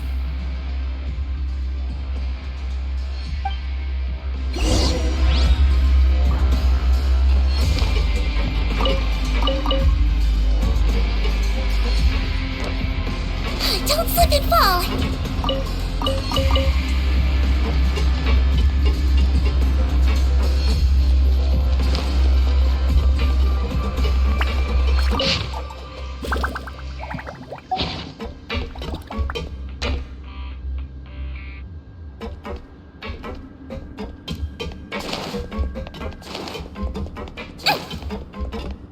Don't slip and fall.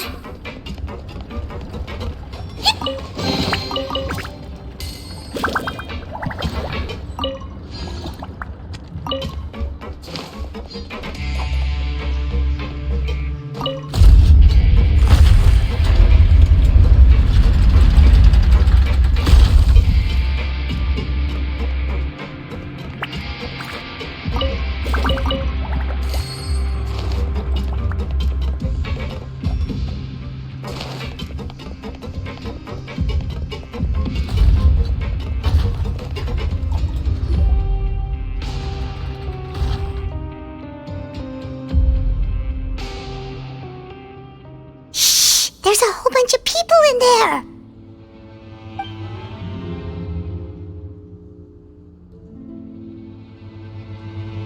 Are you serious? You're telling us that within a day, our faces are going to rot like yours? Fontanian physiology changed dramatically after that great flood, and it's not as compatible with this face-changing solution as before. The side effects are as you can see. Why didn't you say anything before we all used it? Look, my plan got you all out of prison, didn't it? You'd have much bigger problems to worry about right now if the Marshal Say Phantom found out about your other crimes. Consider an ugly mug getting off lightly. Ugh. You're just lucky we didn't leave you in there after you disappeared on us with no warning. We only let it slide because we're former partners. And now you have the gall to pull a stunt like this? Partners? Make no mistake, each of us is only looking out for himself. If you place too much trust in others, well, I'm afraid that's your problem. You hid things from me too. Remember how you each had a spare potion? You kept quiet about it until we planned the prison break? Oh, and you didn't have a secret spare? Then do you want to explain how you melted your face off before all this? Guys, that's enough. Calm down. It is what it is. Arguing won't change anything. What's the plan, Parton? I'm assuming you brought us here for a reason? There is no plan. We followed him here on the promise of more juice, but it turns out there ain't a drop here. Besides, what does it matter now anyway? He already said, even if we did get our hands on more of that stuff, switching faces again solves nothing. They're still gonna melt off eventually. I said enough arguing! Parton, tell us the plan. The most practical solution is to continue using the potion. Keep switching to a new face before the ulcers can start forming. Are you kidding me? This stuff was hard enough to get a hold of even when we had a supply. Now you're asking us to use it like skin lotion after the flood all but wiped the supply out? Well, there is another option. But you'll have to make a deal with me first. Okay, now we're talking. What's the deal? I have a document I took from that researcher that details how to make a replacement. Just give me one bottle of the undiluted fluid, and I'll get to work. What's the problem? I thought you always kept reserves. Or do you really just have one spare bottle each? What do you think? That we were shipping them into the fortress of Meripede by the basket load? Well then, say hello to never showing your marred faces in public again. Ugh, I've heard enough! Get him! Let's see if that document even exists! Freeze! Marshall, say Phantom!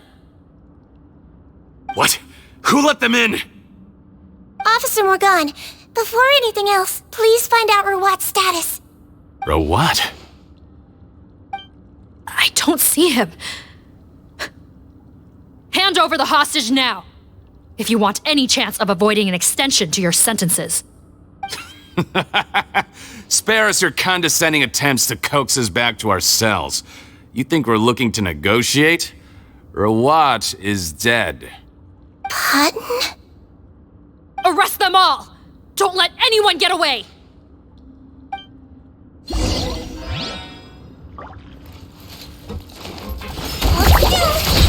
He might feel a little prick.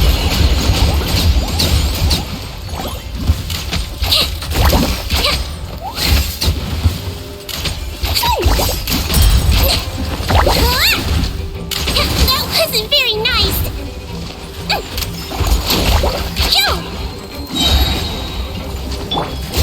Water jet!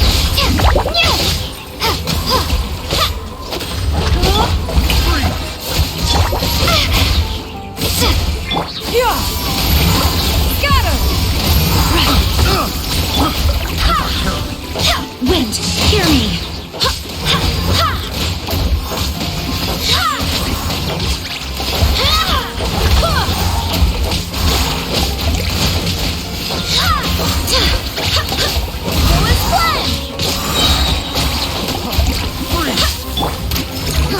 That wasn't very nice.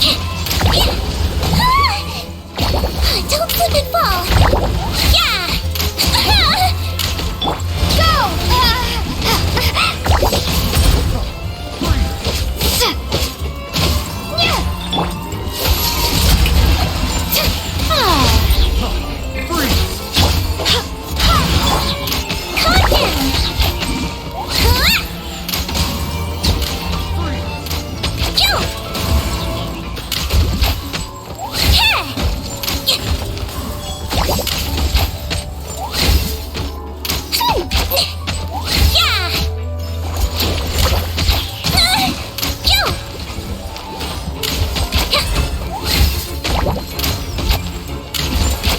That wasn't very nice.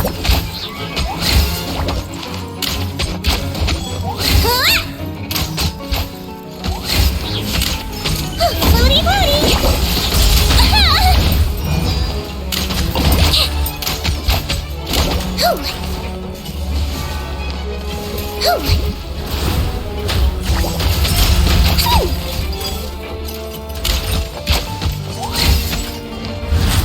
Let's blow bubbles. Water jet.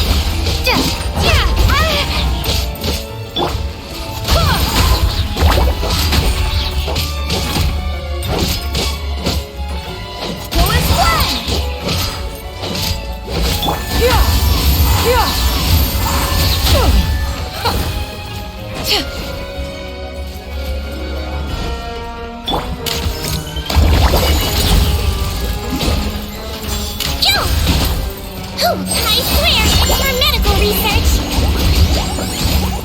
Oh. Yeah.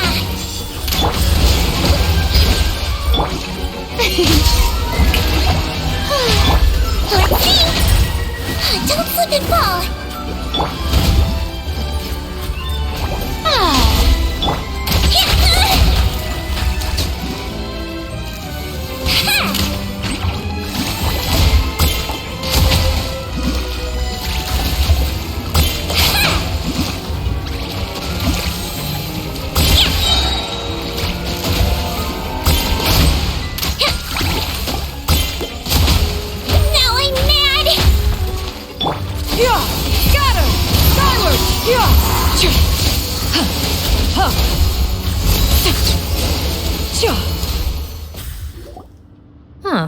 Gotta say, I never expected to see the head nurse in combat.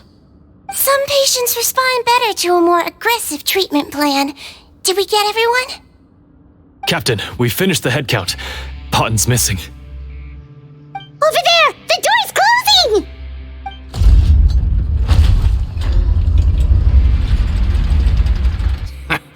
One group trying to arrest me, another trying to hunt me down. Good. I gotta kill two birds with one stone. How did he get up there? There must be a secret passage somewhere. Find it! Don't waste your energy. I already sealed it off. How naive. We have more people outside. If we're not back out by the agreed time, they'll come to our rescue. Well then, you'd better hope they get here in time.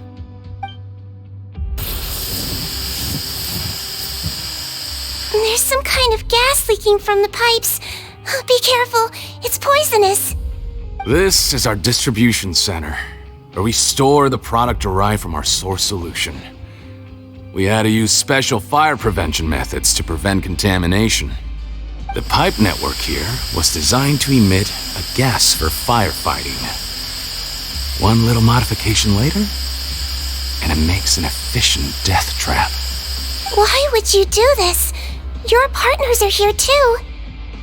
Oh, please. If they can't supply what I need, they're of no further use to me. Besides, I can't have them exposing my potential whereabouts. He's a maniac! Come on, we gotta find a way to open that door! Go ahead, struggle in vain. Once the last of you croaks, no one will ever find me again. So long! Are you sure you're ready to leave, Potten? You haven't changed your dressing today. You can't cure my face, just give up. And what if I could? Nice try. You're just trying to stall me. Don't you worry about me. I'll find a way to cure my face once I get out of here.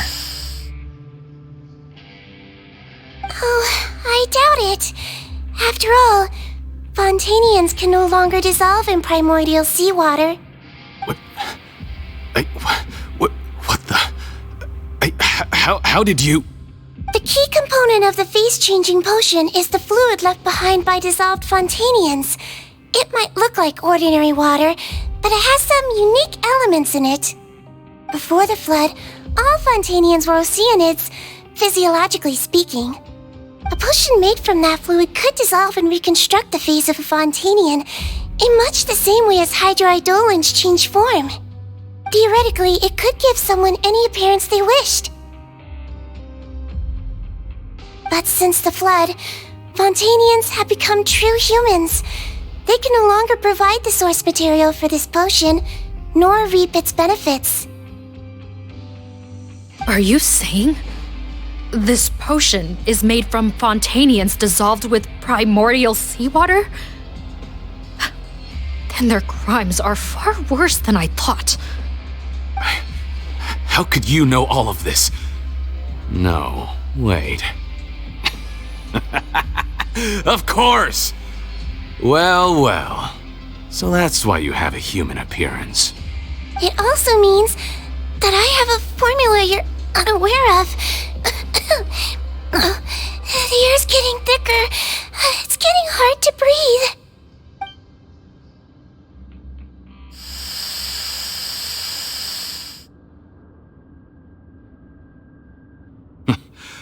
I might get to make a deal today after all. Alright, keep talking. How do you intend to give me the formula? Oh, it's not a formula, but a finished product. I have a bottle of it right here. What? When I tried Rawat's skincare product, I noticed it had a certain special component in it. So I had my friends gather some other ingredients for me, and sure enough, a little experimenting later, I'd produced the potion. I'm guessing his skincare lotion contains the fruits of your joint research? Huh. Impressive guesswork. Yeah, we were a supplier for some of the raw ingredients. But it only contains a tiny amount of the active ingredient. The effect is minuscule compared to the undiluted fluid. Well, I found a way to reverse the dilution process, giving the skincare lotion a similar effect to the fluid it is derived from. That's impossible. If I tell you some of the ingredients, I think you can figure it out. First, you need to combine tainted hydrophantasm tissue with transoceanic pearls at a ratio of around 3 to 7. Tainted hydrophantasms and transoceanic pearls. I see. Can't believe I never thought of that. So, can we make a deal? Sounds good to me. There's a delivery pipeline beneath this window. Drop the potion in, and I'll release you all. Nope, not trusting you that easily. You're like those naughty kids who try to hide their illness. Open the sluice gate first, then I'll hand you the potion. Even if you're not bluffing, your potion won't cure my face permanently. You really think you have any leverage here? I'm not closing the valve this time. Clock's ticking. Fine, then I'll just stand here with the potion in my hand. And when I faint from the poison, I'll drop it and it'll be destroyed. No.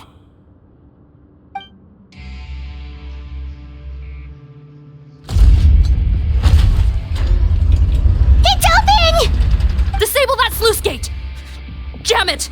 Don't let it close again! That's more like it. In that case, a promise is a promise. Head nurse, there's too much poison gas in here. We have to leave, now!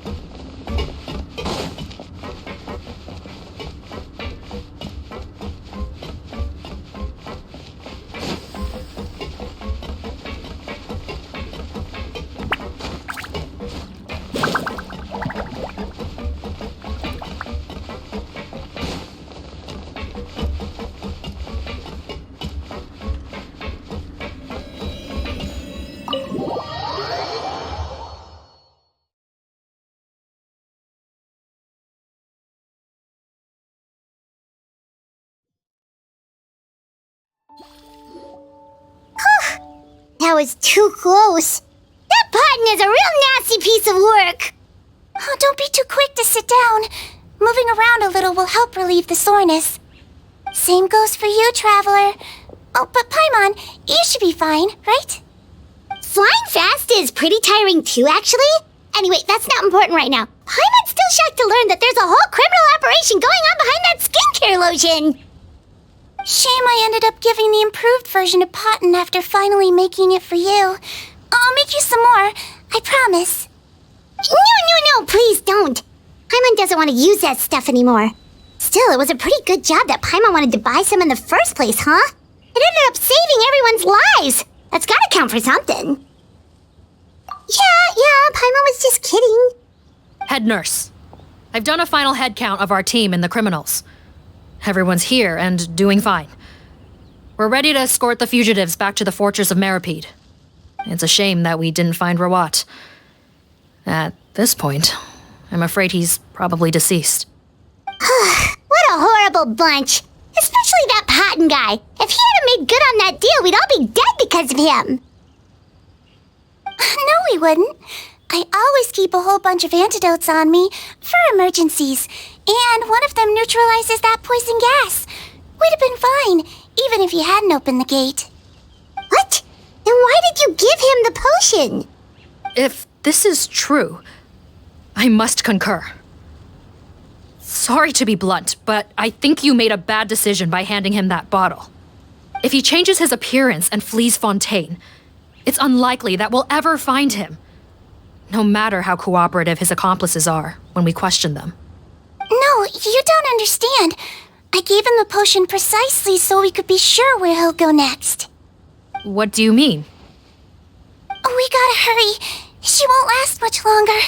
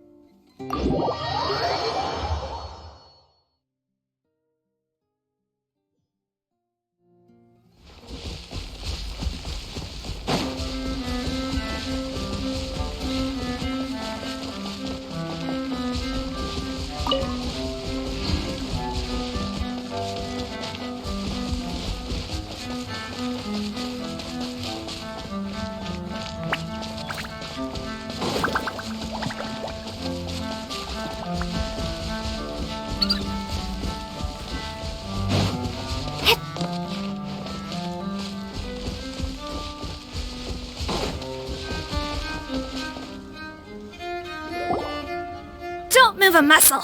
I might be short, but I pack a mean punch. Captain, you're just in time. While I was lying in wait, I spotted this crook snooping around, trying to find a way in. So I detained him. Whoa. His face. Are you... Potton? So this is where you were heading, huh? What?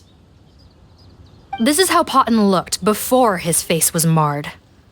His current appearance matches the mugshot on his arrest warrant.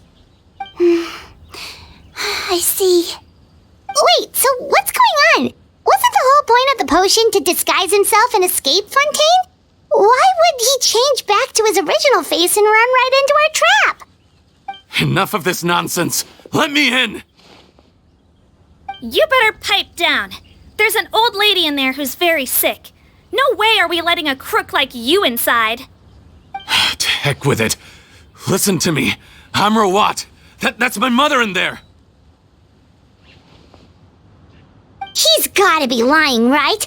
Rawat was a victim in all this. He was forced into it against his will. How could he and this monster be the same person? Forced against his will?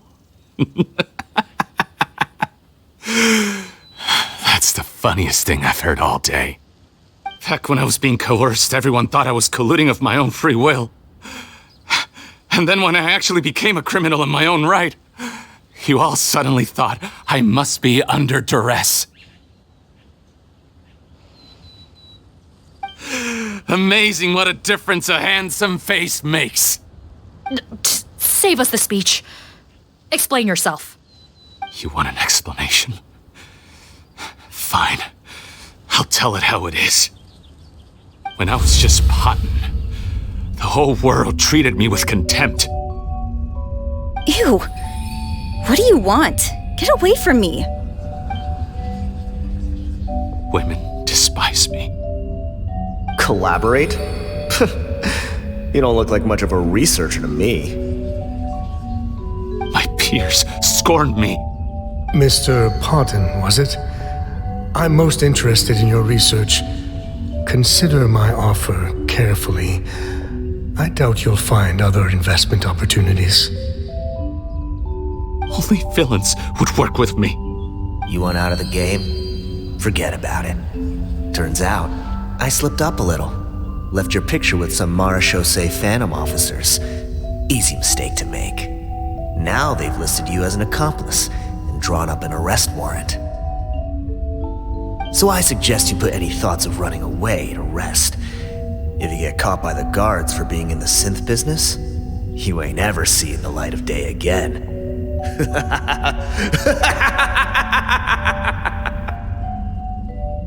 There was no way out for me. Until I could stop being Potton. Mr. Rawat, I have something I'd like to tell you.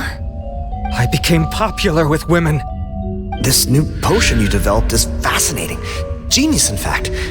Would you consider working with me? I'd be happy to sign a licensing agreement. My peers looked up to me. I'm very interested in your research, sir. You must no doubt have offers from countless investors, so far be it for me to ask for a full collaboration, per se. I merely wanted to express my interest. No pressure at all, naturally. And the villains even began to fear me. Becoming Rawat showed me what a superficial world we live in. But I did not hold a grudge. After all, this superficiality could be made to work in my favor. Or so I thought. But alas, the world seemed bent on finding a reason to make me despise it. Mother, I'm back. How are you doing? Who are you? I bought the best medicine Mora could buy, but nothing would cure her illness. In the end, I hoped she'd at least be able to see her son one last time before she passed, but when everyone else rejected me, the only person who cared about me was my mother. Then, when I became a rising star in the Fontaine Research Institute, I was unrecognizable to her. have to let her see me again. Even if it means donning my own wretched, ugly face. Well, is that enough explaining for you? Now do you understand? Let me inside already! Have you ever considered if you'll even be able to look your mother in the eyes after what you've done? You found a way to completely change your identity. You could easily have escaped from them. But no, you chose to keep working with them. Why would I want to give up on such a lucrative business? The profits were dozens of times that of the synth business, and it was all above board.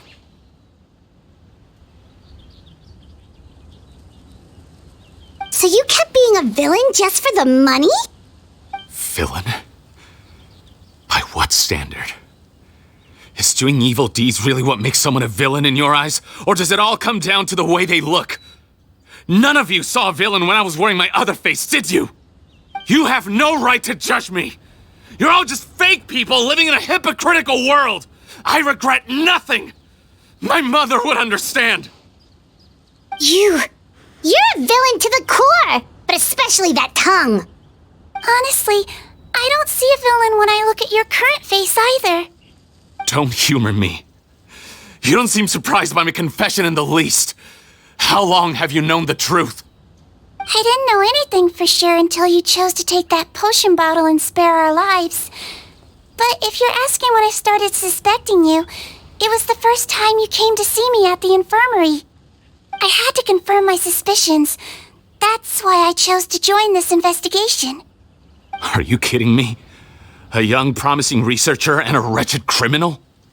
What on earth gave you the idea that they could be one and the same person? Well, there were no visual clues. This potion's face-changing effects are very powerful. Even as a Melazine, I couldn't see through the disguise. But I believe I understand humanity a little better than most of my kind. Humans have certain fundamental qualities that do not change with their appearance. Fundamental qualities, huh? So you think you're the one who's seen through me, do you? Most people probably don't know this, but I think I can guess what your deal is.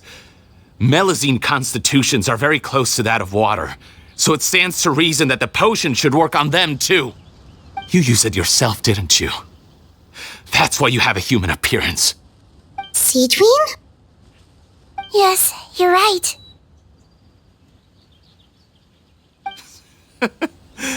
I'll bet it was back in the days when Melazines were discriminated against because of their appearance. It was either carry on living in the gutters as part of an alien race cast out by humanity, or become the head nurse of the fortress of Meripede, revered by all. Not a hard choice to make. It's a no-brainer. So you see, you and I were the same. And I'm the one who saw through you! That's not important right now. You came here to see your mother, didn't you? Well, I can grant you your wish.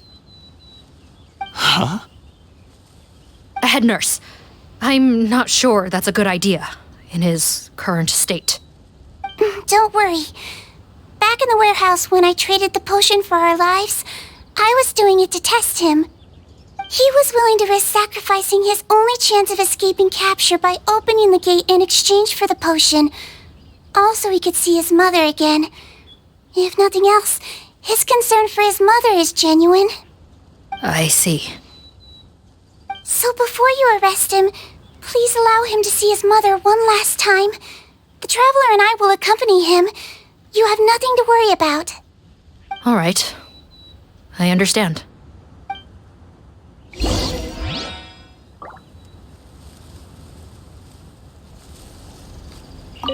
I don't trust this guy much. Be careful. Join the head nurse inside. If he tries anything at all, shout.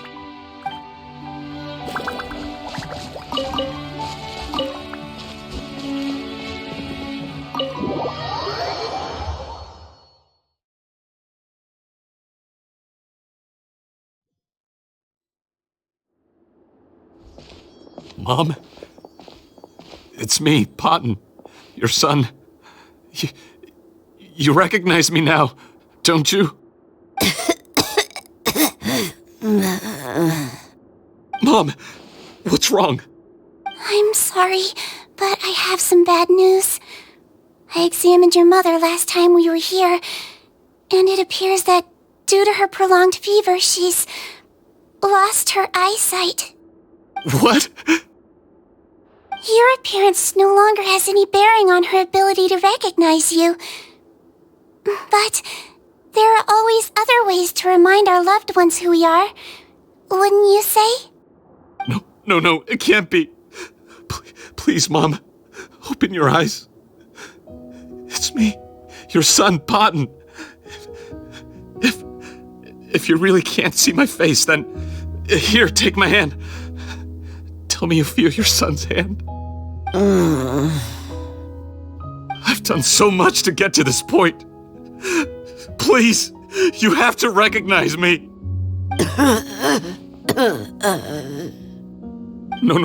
No. The temperature of his palm must have changed. I'm sorry. It seems I couldn't bring him back to you after all.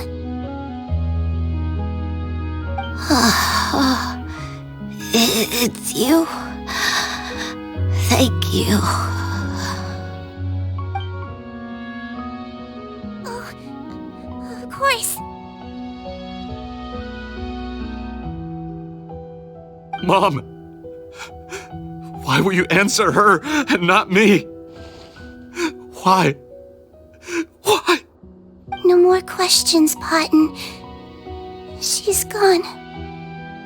Mom?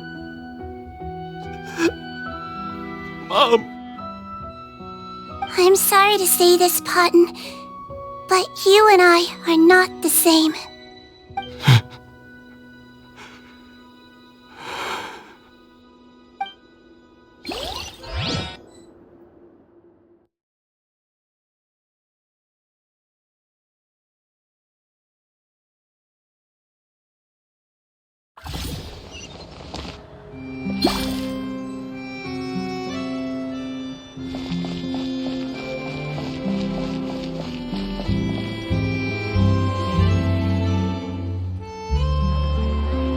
The wait is over, everyone! The sale of our new skincare product, Romaritime Essence, will now begin. Another skincare promotion! And it's selling as fast as last time. Wonder what people would think if they knew what was in the last batch.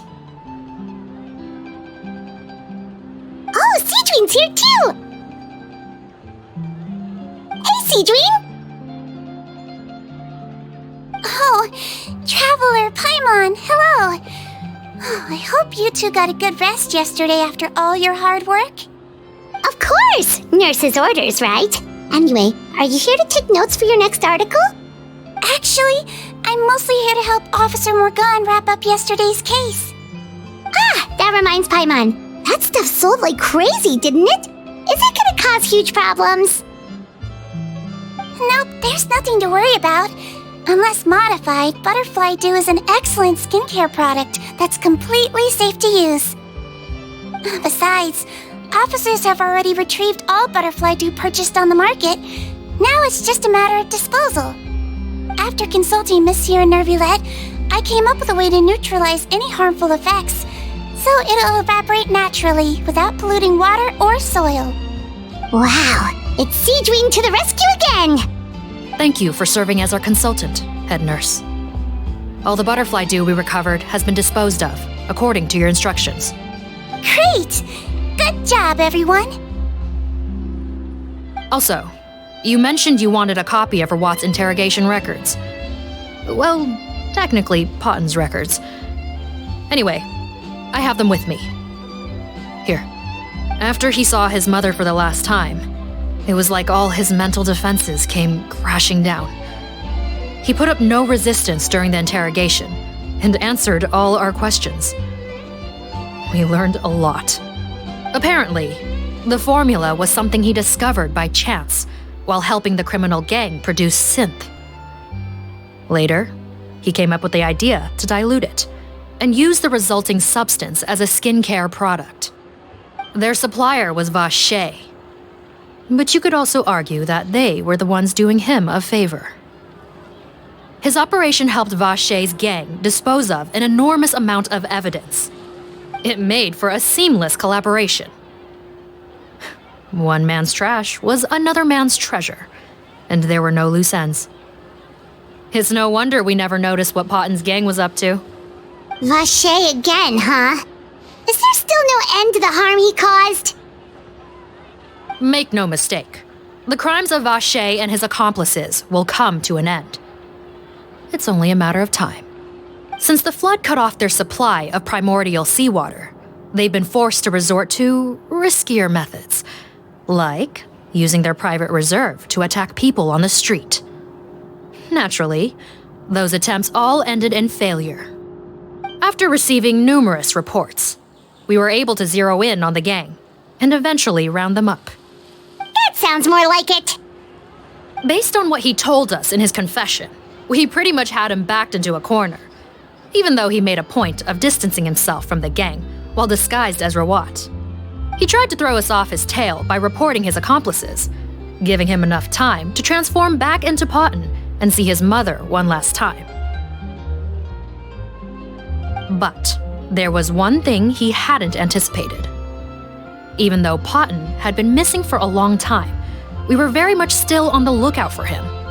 So the moment he appeared in public after changing back to his original appearance, we caught him. So he tried this once before, huh? Because he really did want his mother to see him again. But in the end... Looking at the interrogation records, it seems like he spent the first sum of money he earned as Rawat on his mother's treatment. Yes, which is why I suspect that his initial motive for using the potion was not personal greed, but a desire to become somebody who had the power to save her.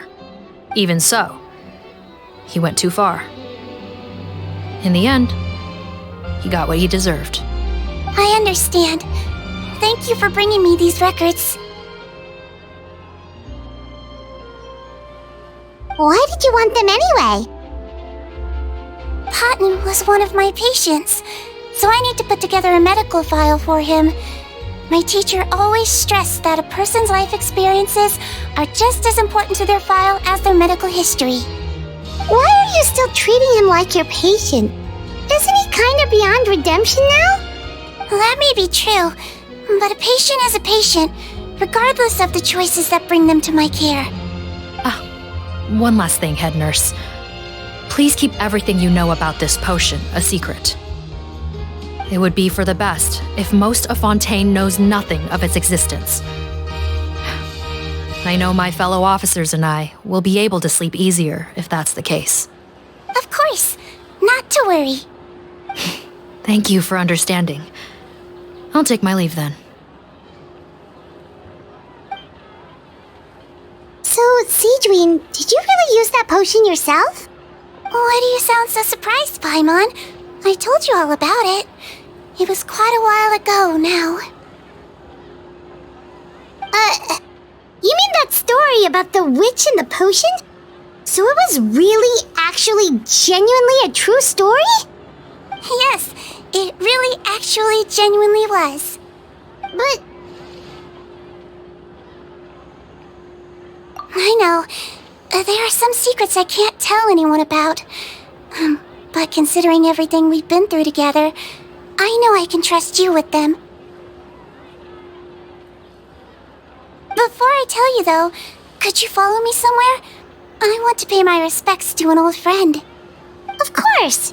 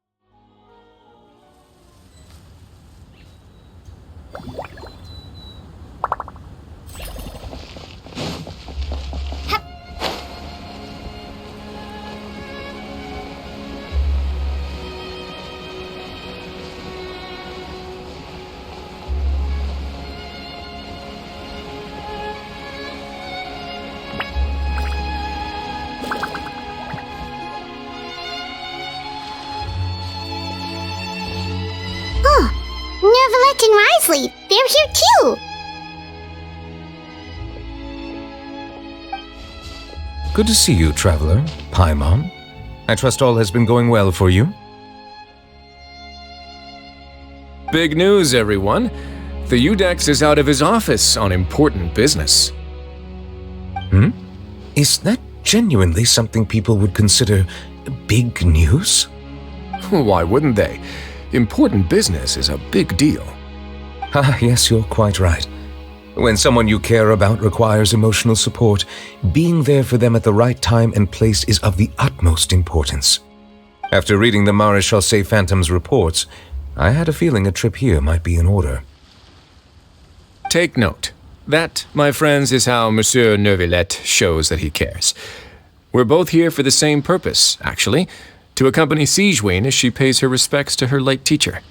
So the old friend she mentioned was her teacher then? The witch? Oh, sorry. Paimon didn't mean to be rude. It's only because Sedswin calls her that all the time, so... I doubt she considers that title to be offensive, Paimon. Don't worry. Indeed. In fact, I believe Sedswin would take it as a sign of affection. She has spoken of this doctor on many occasions, and it sounds like she was a truly generous individual. In those days, many people harbored prejudices against Melusines. She was the only teacher willing to take Sedswin on as a student. Wow. It's really nice of you two to be here for Sedswin. Guess you guys really look out for your younger colleagues, huh? Younger colleague? Well, that might be true for the Udex, but I'm not sure I can say the same.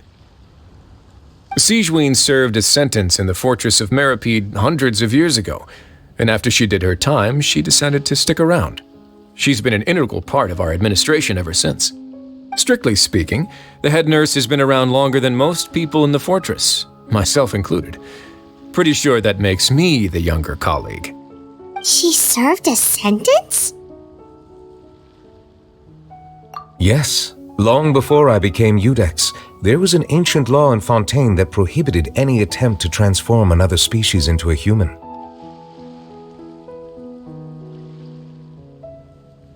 Initially, I and most researchers believed this law to have been imposed due to ethical concerns. But now, it seems more likely that the law was nothing more than an insurance policy, a way for Egeria to ensure that her people would remain insulated from the truth, thus enabling them to lead more straightforward, happier lives. Ignorance is bliss, as they say. Sedswin had her reasons for choosing to obtain a human form, but the act was nonetheless in clear violation of the law. Could you tell us a little bit more about what happened back then? Certainly. Sedswin does not object to her close friends learning about her history. In fact, I first learned of it myself because she confessed the truth to me of her own volition.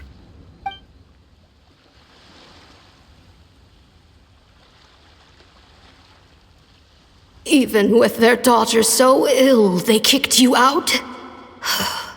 Stubborn as always. And prejudice isn't a disease I can cure either.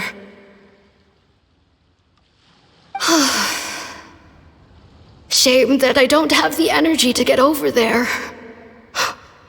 You're laughable, you old witch.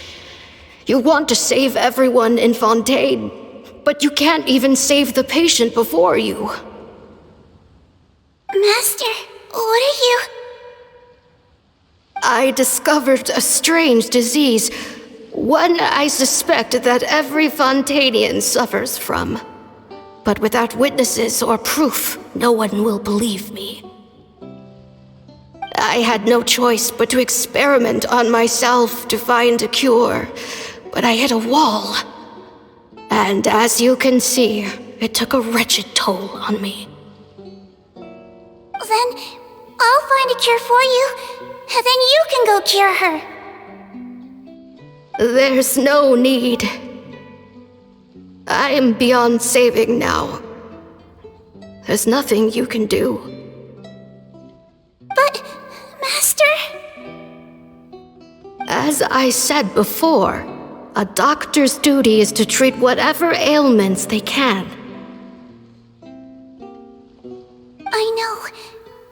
But they don't trust me at all.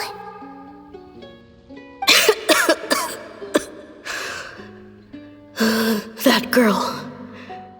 She's your first ever patient, isn't she? Tell me, what cost are you willing to bear to see her cured? I'll do whatever it takes. Even if it means breaking the law and being punished for it? As long as I don't hurt anyone. Yes.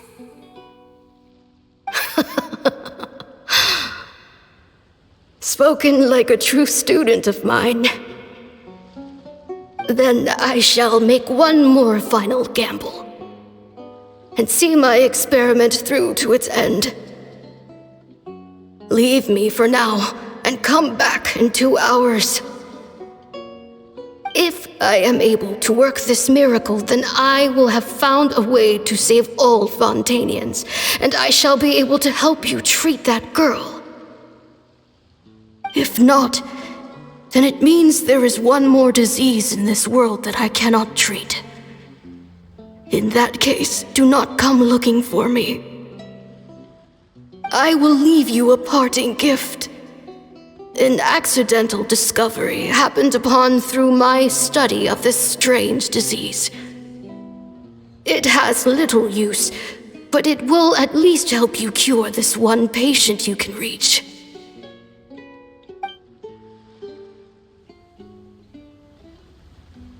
When Sedswin returned, the miracle had not occurred. She found a potion bottle and a note on the table. After using the potion as instructed, she gained her current form, breaking Fontaine's law in the process. And after I had confirmed the veracity of the events, I gave my verdict. So that's what happened.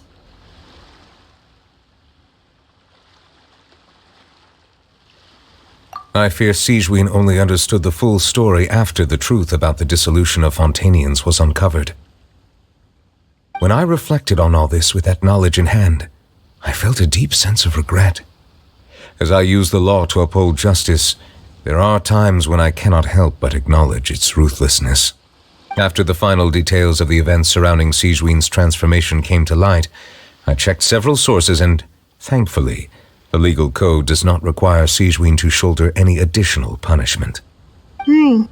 Wonder how she feels about all this. Since she invited you here, I imagine she intends to speak of these matters with you, no?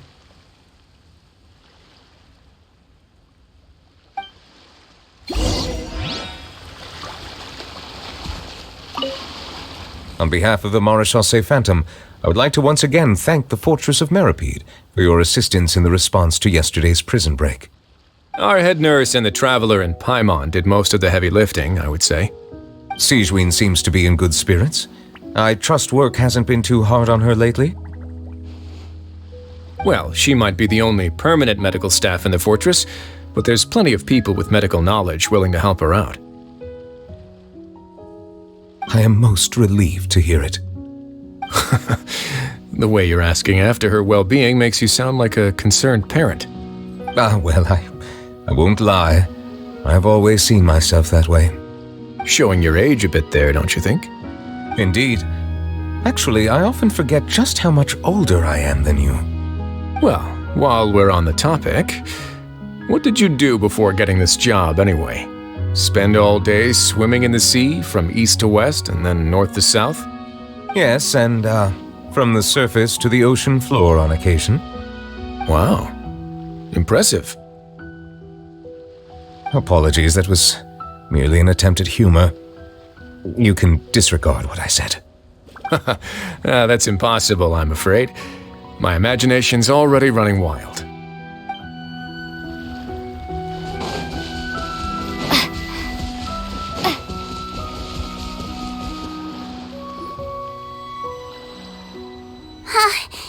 You're here. The old friend I mentioned was my teacher. When she passed, her body was nowhere to be found. All that's left of her is an empty tomb. And even that's deep underwater now. Sedswin, the witch who gave you the magic potion, she was your teacher, wasn't she? like Monsieur Neuvillette filled you in. After learning the truth, it must have been hard to process, huh? Well, to be honest, after I realized what really happened that night, my first thought was that it kind of made sense. It seemed exactly like the sort of thing she would do. But she was planning to sacrifice herself and never told you. That's just who she was. If lying is what it took to get a kid to take their medicine, then that's what she'd do. Alright, but why did you turn yourself in? I broke the law, simple as that.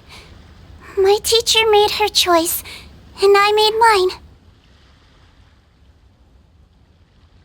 True. It's just the way Potton framed it when he was asking you all those questions, it made Paimon really mad. You're not like him at all, and everything Neuvillette said confirms that. And yet, you were still convicted and thrown in prison. It just feels so unfair. Unfair? I happen to think just the opposite. If I hadn't served that time, I'm not sure I would have been able to stay strong when he was questioning me. Well, what makes you say that? I knew you'd be curious. Let me tell you a story.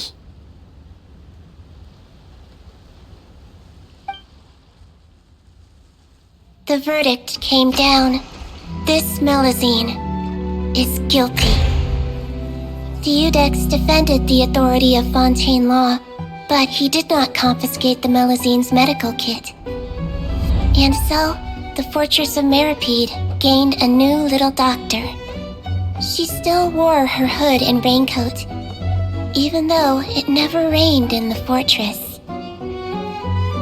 Perhaps thanks to her human appearance, no one refused her treatment.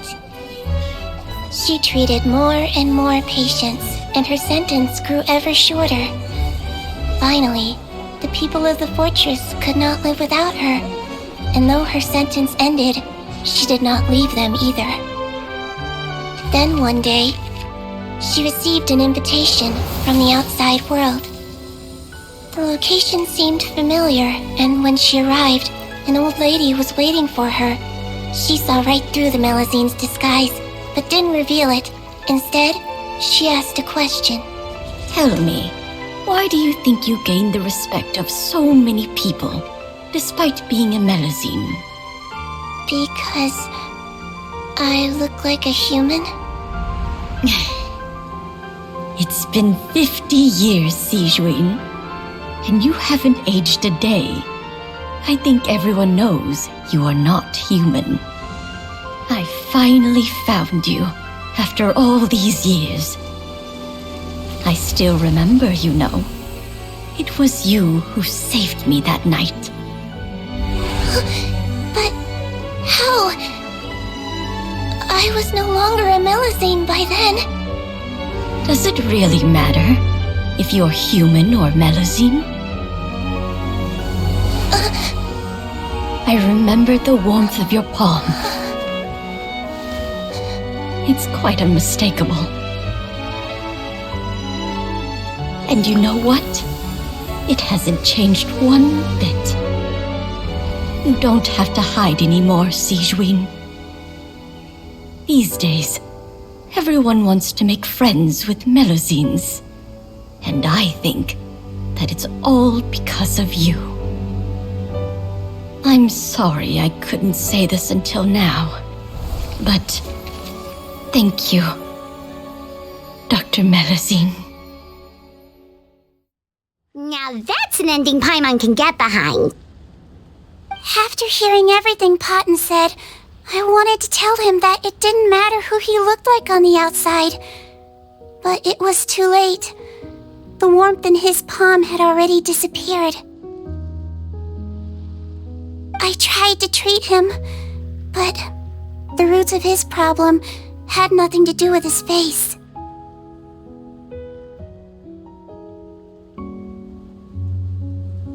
I understand. Thanks, you two. I appreciate you being here for me while I talk this through. Oh, it's nothing. Our pleasure. Oh, there's one more reason I invited you here. It's about time I finally give you what I promised. In order to restore the appearances of the face-swapping victims, the Marechaussee Phantom gave me special permission to make a few bottles of that potion. And I made one extra just for you two. We don't need it though. Shouldn't we destroy it? Well, even if you chose to destroy it, I still thought I should give it to you first. You two did so much for me. How could I break my promise? Well, fair enough, but anyway, Paimon's definitely not interested in this stuff anymore. Still, if this is the very last bottle in all of Teyvat, getting rid of it would feel like kind of a waste. Maybe we can give it a special meaning somehow. Oh, Paimon's got it! Melusine physiology wasn't affected by the Great Flood, right? So that means the potion should have a permanent effect on you. In that case, what do you say, Sedswin? Ever thought about transforming back to the way you used to look? After all, from a Melusine point of view, Paimon bets Melusines look the cutest of all. Paimon, after everything, do you really think it matters whether I'm Melusine or a human?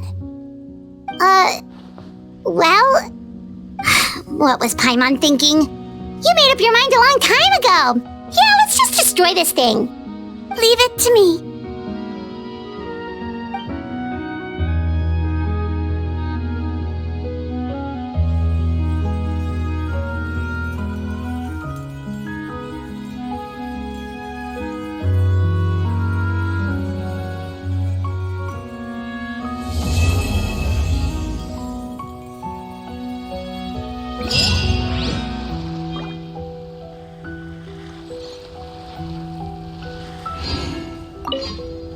I'd like to stay here with my teacher for a little longer.